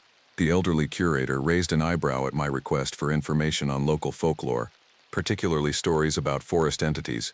Academic interest, I explained lamely, unwilling to share my true motives. She disappeared into the archives, returning with several dust-covered boxes. Most researchers focus on documented history, she said, but I've always found the stories people tell equally revealing. The materials provided a foundation, Newspaper clippings of unexplained disappearances dating back to the 1880s, journal entries from trappers and hunters describing encounters with shadow people or watchers, and transcriptions of oral histories from local indigenous tribes warning of thin places in the forest where other worlds pressed against our own. Most accounts shared common elements. Encounters in remote areas, particularly around Widow's Peak, strange stone arrangements, the feeling of being observed, and missing persons who were either never found or discovered in inexplicable circumstances, alive but changed, unable or unwilling to explain their experiences. One journal entry from 1923 particularly chilled me. The creature spoke without speaking, offering knowledge beyond human understanding. Thomas accepted and vanished before my eyes, stepping into the air as if through an invisible door. 3 days later, they found him sitting on his own porch, though search parties had checked there repeatedly. He would not speak of where he'd been, but his eyes held something ancient. Within a month, he walked into the forest and was never seen again. The pattern was becoming clear, but I needed more current information. After the Historical Society, I visited the public library, using their computers to search online forums where people shared unexplained experiences. I found hundreds of accounts from across North America describing entities that matched what I'd seen: unnaturally tall, wrong proportions, shifting features, telepathic communication. Most witnesses were dismissed as hoaxers or mentally unstable. Others disappeared shortly after posting their stories. A chill ran down my spine as I realized the broader implications. This wasn't isolated to Blackwood.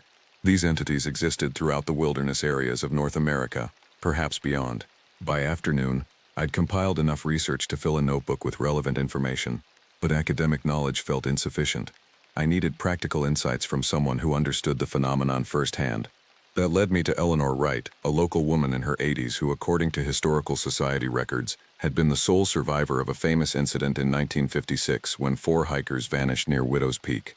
Newspaper accounts described her as confused and delirious when Forest Service personnel found her 3 days after the group was reported missing. I located her address through public records and drove to a modest house on the outskirts of town. The property bordered the forest, separated only by a low stone wall covered in strange symbols I recognized from my research wards, according to folklore against unwelcome visitors. Eleanor opened the door before I could knock. Tiny and bird-like, with sharp eyes that evaluated me thoroughly, she showed no surprise at my uniform. "You've seen them," she stated flatly. "That's why you're here." I nodded, unable to form a denial. "Come in then, but leave that thing on the porch." She pointed to my pocket where the figurine rested. I placed it on the railing, disturbed by the relief I felt once it was no longer touching me.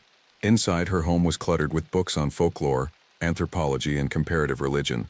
Sketches covered one wall, all depicting variations of the entity I'd encountered, labeled with dates and locations spanning decades. "Sit," she commanded, pouring tea without asking if I wanted any. "You have questions. I have some answers, though probably not the ones you want." "What are they?" I began with the most fundamental query. "Older than us," she replied. "Much older. They were here before humans recognized themselves as separate from nature. Some cultures called them gods, others demons. Some indigenous peoples understood them better as guardians of boundaries between worlds. Are they dangerous?" Her laugh held no humor. "Define dangerous. A mountain lion is dangerous. A storm is dangerous. These beings are different. They operate by rules we barely comprehend. They don't think like us, don't want like us. They've been taking people," I said. "Taking implies force," she countered, echoing the creature's words. "They invite. They offer knowledge, experiences beyond human understanding. Some accept. Like your friends in 1956. Pain flashed across her face. "My husband, my brother, 2 friends. Yes, they accepted." I hesitated. "That's why I'm still here." "What happened to them?" "They stepped through," she said simply. "There are doorways in thin places where our world and theirs overlap. Those who cross can sometimes return, but they're changed. They've seen too much to live comfortably in our limited reality." I described my encounter. Watching her nod in recognition. "You've been marked," she said, gesturing toward the porch where the figurine lay. "A connection established. It will call to you, try to draw you back. How do I stop it?" Her expression turned pitying. "You don't. Not completely. You can resist, set boundaries. The symbols on my wall help, but once they know you, they never fully leave you alone. And the missing hikers? Some may return, changed but alive. Others will remain there, learning what they sought to know. These entities aren't evil by our definition. They simply exist according to different natural laws." "How do you live with it?" I asked. "Knowing what's out there, what happened to your loved ones?" She gazed out the window toward the forest edge. "I maintain the balance. I remember, I warned those who might listen. Her eyes returned to mine, like I'm warning you now. Don't go looking for them again. They're already watching you more closely than you realize. As if on cue, a shadow passed across the window. Too tall, too thin to be human. Eleanor didn't react, as if such visitations were commonplace. They're growing bolder, she observed. The boundaries weaken. Climate change, destruction of ancient forests, human encroachment, all thinning the veil between worlds. What was once rare becomes common. Before leaving, I asked one final question. Is there any way to help those who've been taken? Her answer haunts me still. Help implies they need rescuing. Are you certain they do? Perhaps they found exactly what they were seeking. I left Eleanor's house with more questions than answers, but with something equally valuable, confirmation. I wasn't losing my mind. The phenomenon was real, documented across centuries, consistent in its manifestations. As I retrieved the figurine from the porch, Eleanor called after me. Remember, Ranger, curiosity is how they hook you. The desire to know, to experience, to transcend ordinary perception. That's the true invitation. Driving home through deepening twilight, I passed the forest edge where shadows gathered like conspirators. For an instant, in my headlights, I glimpsed a familiar tall figure watching from between the trees, black eyes reflecting light like a predator's. The figurine on the passenger seat seemed to pulse with cold energy. I realized I faced a choice that would define everything that followed. Continue investigating, potentially endangering myself, or retreat to the comfortable ignorance of conventional reality. As a park ranger, my duty was to protect visitors from wilderness dangers. But how could I protect them from dangers I barely understood? Sleep eluded me again that night. In dreams that weren't quite dreams, I heard the creature's voice calling me back to the forest. The invitation remained open. The choice was mine. 5 days passed in uneasy limbo.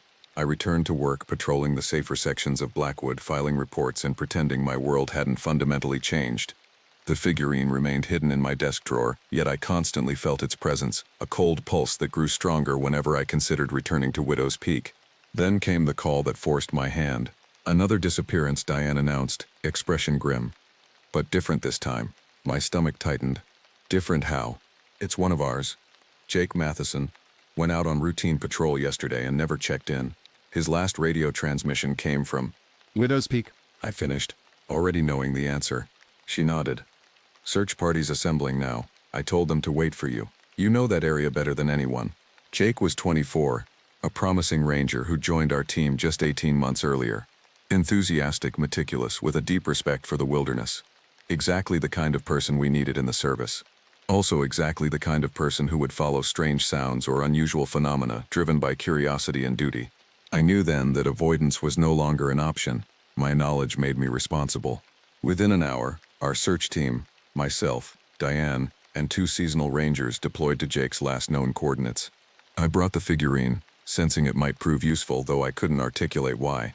The forest welcomed us with unusual warmth for early October, a heavy, oppressive heat that contradicted the weather report. Mist clung to the ground despite the temperature, swirling around our boots as we hiked deeper into the old-growth section. Something feels off, Diane muttered as we approached Widow's Peak. The animals. She was right. The forest had fallen silent again. No birdsong, no insects buzzing, not even wind through the canopy. Just the sound of our breathing and footfalls on soft earth. We found Jake's backpack at the base of an ancient hemlock, equipment untouched, radio still functional. No signs of struggle, no blood, no tracks leading away, just like the others. We'll establish a search grid, I announced, taking charge. Teams of 2 regular radio check-ins every 15 minutes. Diane, you're with me. As the other rangers moved off to begin their search pattern, I led Diane toward the stream where I'd encountered the entity.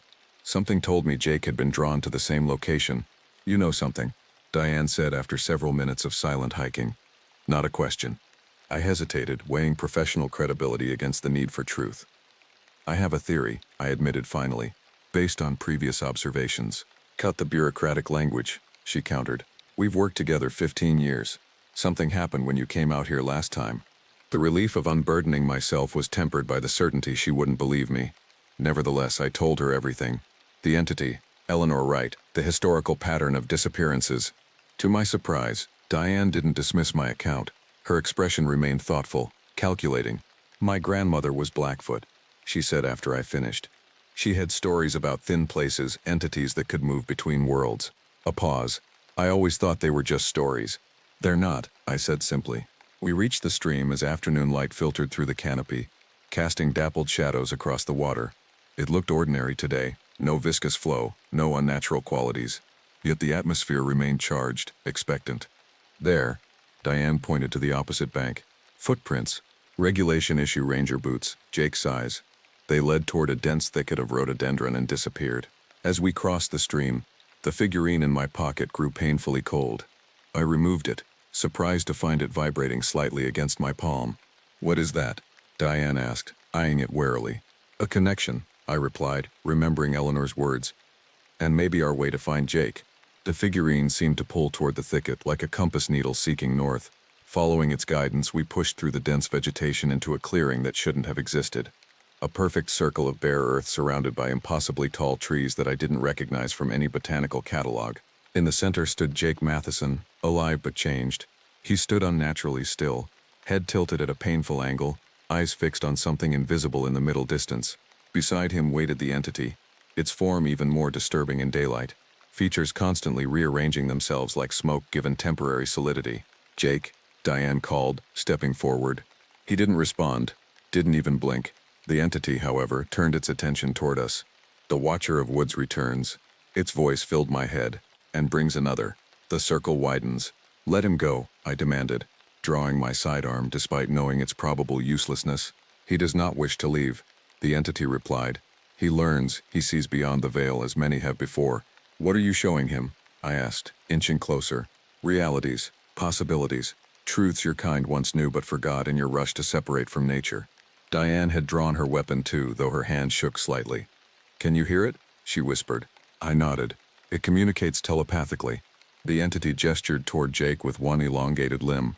"He stands at the threshold, not yet committed to crossing. You may still call him back if he chooses to listen." "Jake," I shouted. "Ranger Matheson, you need to come back with us." His eyes remained unfocused, but something flickered across his expression, recognition, conflict. The entity addressed me again. "You carry my shadow form. The invitation remains open to you as well. Do you not wish to understand, to see beyond human limitations?" The figurine pulsed warmly now, almost seductively. I could feel its pull, the temptation to know, to experience what lay beyond ordinary perception. For a moment I glimpsed what Jake must be seeing. Realities layered upon realities, time flowing in multiple directions simultaneously, consciousness extending beyond individual boundaries into a vast, interconnected web. "No," I said firmly, though part of me wavered. "I'm here for Jake, that's all." Duty over curiosity. Admirable if limited. The entity's form rippled with what might have been amusement. "What will you offer in exchange for this one's return?" "What do you want?" I asked, dread pooling in my stomach. "Recognition. Remembrance. Your kind once acknowledged us, respected the boundaries. Now you forget, dismiss, rationalize. The old compacts weaken. Understanding dawns slowly. These entities weren't predators in the conventional sense. They were guardians of something older than human civilization, forces of nature personified. They didn't seek worship or sacrifice, but acknowledgement of their reality. If I promise to remember to respect the boundaries, will you release him? The entity considered, its form shifting more rapidly. Words are insufficient. A token is required. An exchange. I understood immediately. The figurine for Jake. Yes. Return my shadow form and this one may choose to follow you back. How do I know you'll keep your word? I demanded. Concepts of deception are human constructs. We simply are what we are. We do what is in our nature. It wasn't much of a guarantee, but I had few alternatives. I placed the figurine on the ground between us. Instantly it began to change, the material softening, flowing, until it resembled a small pool of midnight that absorbed into the earth. The entity inclined its head in what might have been satisfaction. The compact is made. Call to him now. If his connection to your reality remains strong enough, he will hear. Jake, I said, keeping my voice calm and authoritative, it's time to come home. Your family is waiting. Your fellow rangers need you. For several agonizing moments, nothing happened. Jake remained frozen, caught between worlds. Then slowly, his eyes focused, awareness returning like dawn breaking. Chief, he whispered, voice rusty from disuse. What? Where am I? You're in the forest, I replied, relief flooding through me. You've been missing for 24 hours. He looked disoriented, gaze darting between us and the entity beside him. It showed me things, so many things. I know, I said gently, but it's time to come back now. Jake took one faltering step toward us, then another. The entity made no move to stop him, watching with those unfathomable black eyes. As Jake reached us, Diane grabbed his arm, anchoring him to human contact. "We've got you," she assured him. I addressed the entity one final time. "Our bargain is complete. We'll leave your territory now." The boundary is re-established, Watcher of Woods. But thinning continues. Others will come, others will cross. I'll remember, I promised. And I'll warn those who will listen. The entity's form began to dissolve into the forest shadows. Until the next thinning time then, we will be watching, always watching. As we led Jake from the clearing, supporting his unsteady steps, I felt something fundamental shift within the forest. Not a physical change, but an alteration in the underlying reality. The trees seemed to exhale, tension dispersing. Birdsong gradually returned. The oppressive atmosphere lifted. Jake would require careful monitoring. His experience had changed him, that much was evident from his distant gaze and fragmented speech. But he was alive and he was coming home. Diane caught my eye over Jake's bowed head. "This isn't over, is it?" "No," I admitted. "I think it's just beginning." The sun was setting as we rejoined the other search team members, bathing Blackwood Forest in golden light that rendered even the darkest shadows temporarily benign. But as I glanced back toward Widow's Peak, I knew the ancient watchers remained patient, eternal, existing alongside our world while occupying a reality I could barely comprehend. I had fulfilled my duty as a ranger today, but I had also accepted a new responsibility to remember, to witness, to maintain the delicate balance between worlds that grew increasingly fragile with each passing year. 3 months passed. Winter descended on Blackwood Forest, transforming the landscape with snow and ice. Jake Matheson took extended medical leave, spending time with family while receiving therapy for what official reports labeled trauma-induced dissociative episodes. Only a handful of us knew the truth. I continued my regular duties, but with heightened awareness of the forest's deeper mysteries. Small things caught my attention now: stone arrangements left by unknown hands, whispers in the wind that almost formed words, shadows that moved independently of their sources. The entities remained mostly hidden, but I sensed their presence constantly, especially near the boundaries of Widow's Peak.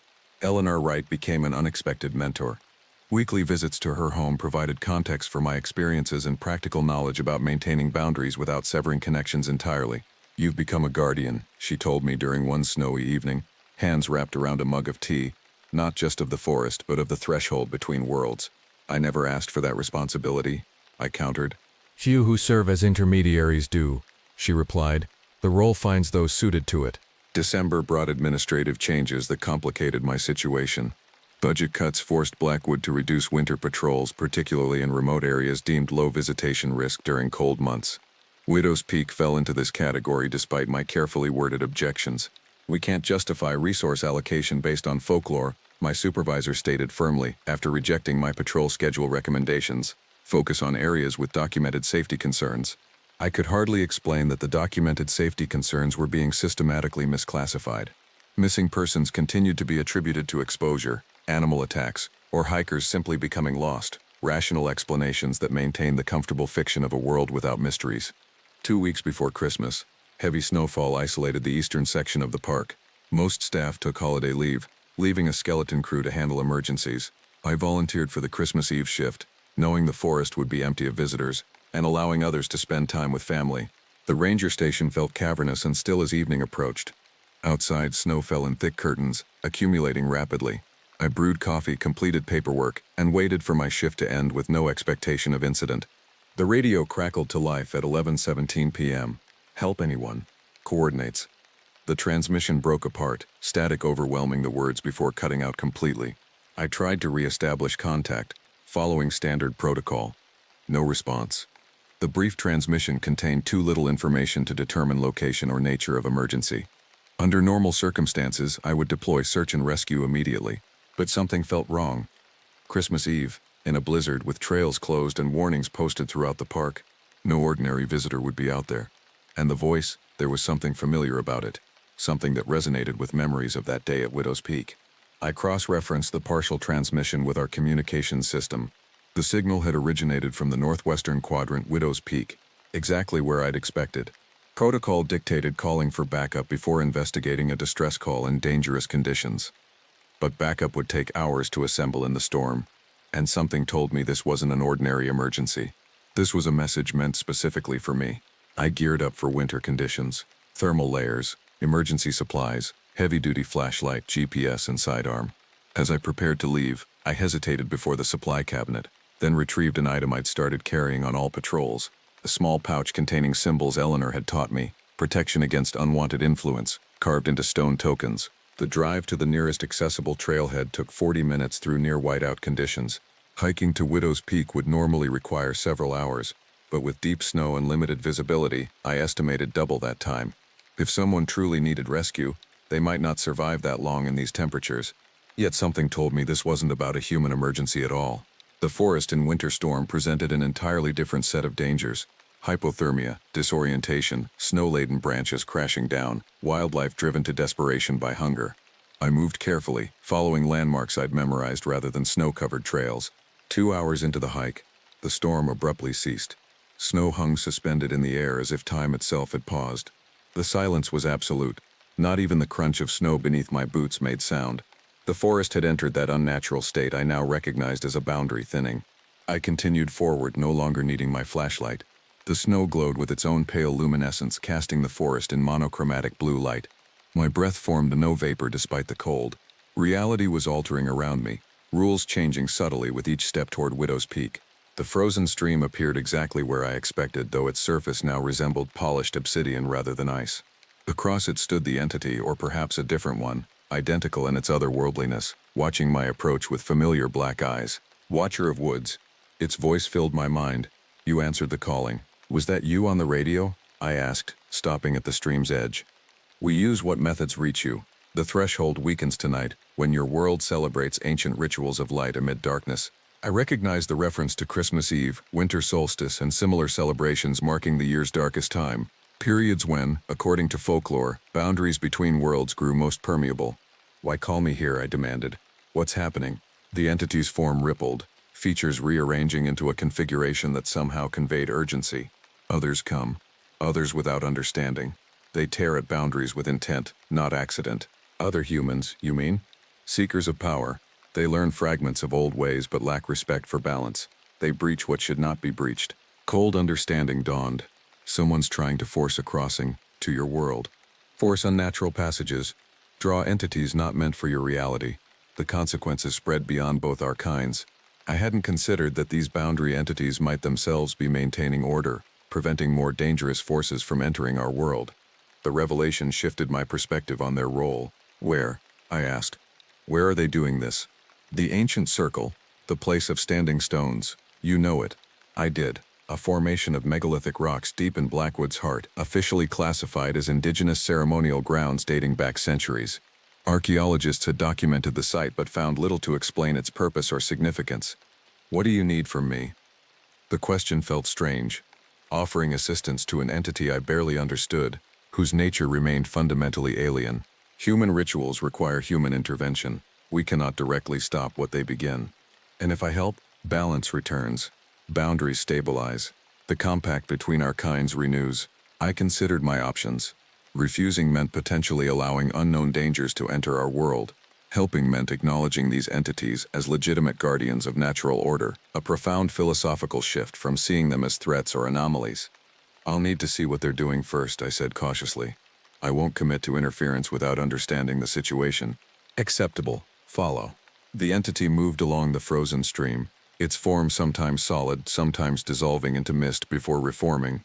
I followed at a distance, alert for any sign of deception or threat. We traveled what should have been miles in minutes, space compressing around us as we moved through the forest. The standing stones appeared suddenly, a circle of 12 megalithic slabs surrounding a central altar stone, all dusted with fresh snow except the altar itself, which remained mysteriously bare. Around the circle stood 4 figures in dark clothing, hoods obscuring their faces. They had cleared the snow within the stone circle and marked the ground with symbols I recognized from my research: invocation glyphs, boundary-breaking sigils, doorway markers. A 5th figure lay on the altar stone, apparently unconscious. They require 5 crossings to create a permanent breach, the entity explained. 4 willing, 1 sacrifice. Horror rose within me. They're going to kill that person. Death bridges realms when properly channeled. They know ancient methods forgotten by most of your kind. I drew my sidearm, though I had no clear shot from this distance. I need to stop them now.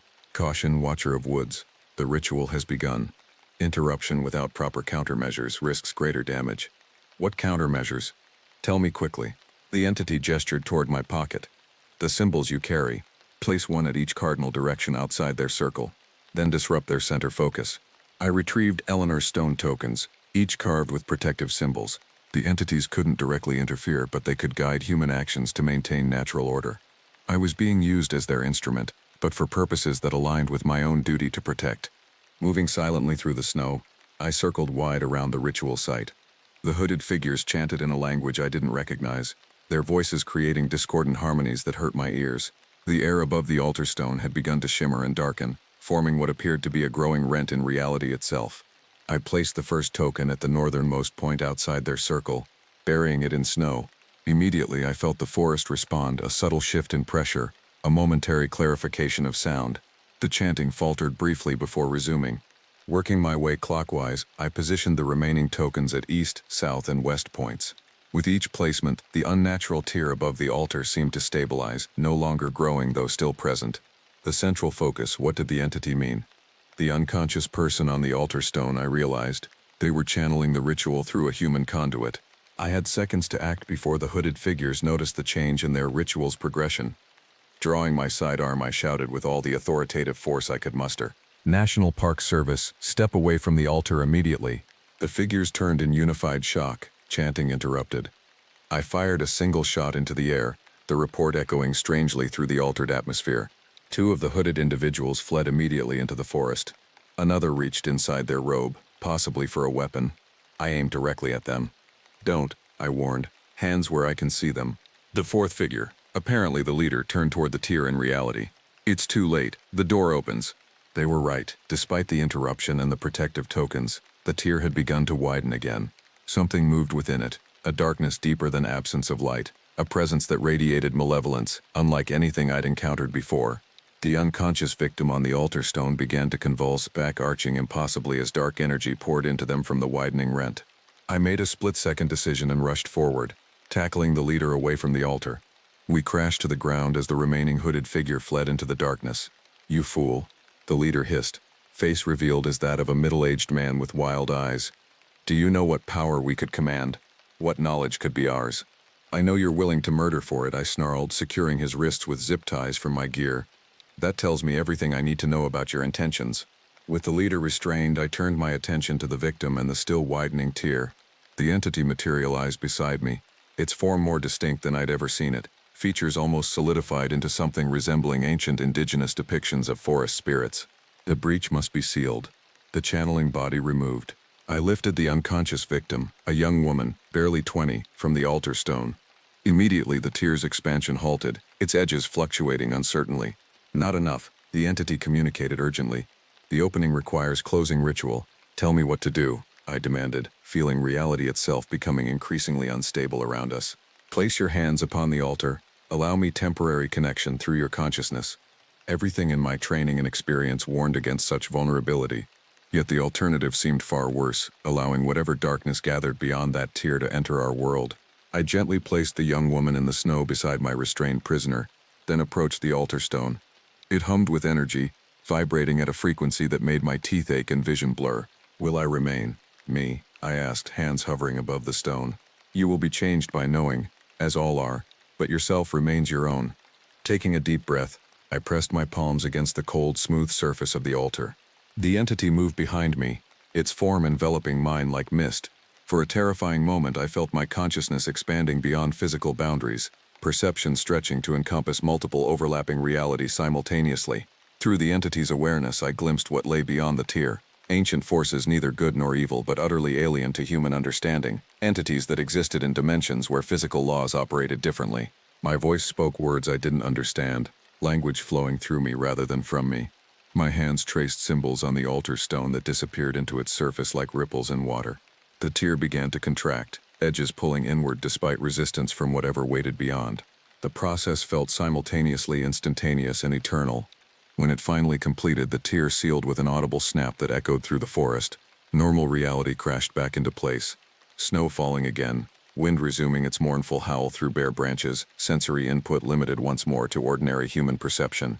I staggered away from the altar, physically and mentally exhausted. The entity stood opposite me, its form already beginning to fade. The balance returns. The boundary strengthens. You have chosen your role, Watcher of Woods. Did I have a choice? I asked, still reeling from the experience. All have choice. You chose protection over power. Knowledge with respect rather than domination. The old way. The entity gestured toward my prisoners, the cult leader and the unconscious victim. These require your human justice now. Our concerns end where yours begin. Will they try again? Others like them? Always. The lure of transcendence calls to your kind as strongly as it ever did. Some seek it with wisdom, others with greed. The boundary requires guardians on both sides. I understood then that my role had fundamentally changed. No longer just a park ranger protecting wilderness from human impact, but a guardian of boundaries between realities, a role humans had played for millennia through shamans, mystics, and those sensitive to the world's deeper mysteries. I'll need help, I admitted. Knowledge. Training. The old woman guides you well. Others exist. You will find them as needed. The entity began dissolving into the snowy air, its parting thought lingering in my mind. Until next thinning time, Guardian. Watch the boundaries. Remember the compact. We do the same. I was left alone in the ancient stone circle with my two human concerns, a criminal to bring to justice and a victim to return to safety. Ordinary ranger duties, though the context had expanded beyond anything my training had prepared me for. By dawn, I had hiked back to my vehicle with both individuals, the young woman now conscious but disoriented, the cult leader sullenly silent. I reported finding them performing dangerous rituals in the park after responding to an emergency call.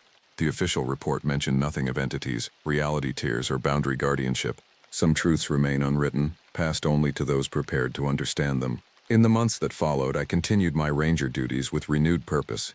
Eleanor Wright began introducing me to others who served as boundary keepers in various capacities, a network of ordinary people with extraordinary awareness, scattered throughout the country in places where the veil between worlds grew thin. Jake Matheson eventually returned to service, changed but functioning. We never discussed his experience directly, but sometimes I would catch him staring into the forest with knowing eyes, listening to voices others couldn't hear. The entities remain present in Blackwood's deepest reaches. I sense them watching whenever I patrol near Widow's Peak, not with malice but with ancient patient awareness. We have an understanding now, mutual recognition of roles in maintaining natural order that extends beyond conventional human knowledge. Sometimes on quiet nights, when the forest speaks in whispers and shadows move with purpose, I remember that glimpse beyond ordinary reality, the vast interconnected web of consciousness that spans dimensions and binds all living things. The experience changed me, as the entity predicted, not in any obvious way visible to colleagues or friends, but in my fundamental understanding of humanity's place in a universe far stranger and more wonderful than most ever realize. I remain a watcher of woods, a guardian of boundaries, a keeper of secrets older than human civilization, one among many who stand at the threshold between worlds, maintaining the delicate balance that allows both to coexist. And when visitors ask if I believe in ghosts or monsters while gathering around campfires, I smile and tell them the forest contains mysteries worth respecting. Some understand the deeper meaning, others dismiss it as ranger superstition. Both responses serve the balance in their way. After all, some are meant to know, others are not. The forest keeps its secrets, and so do I.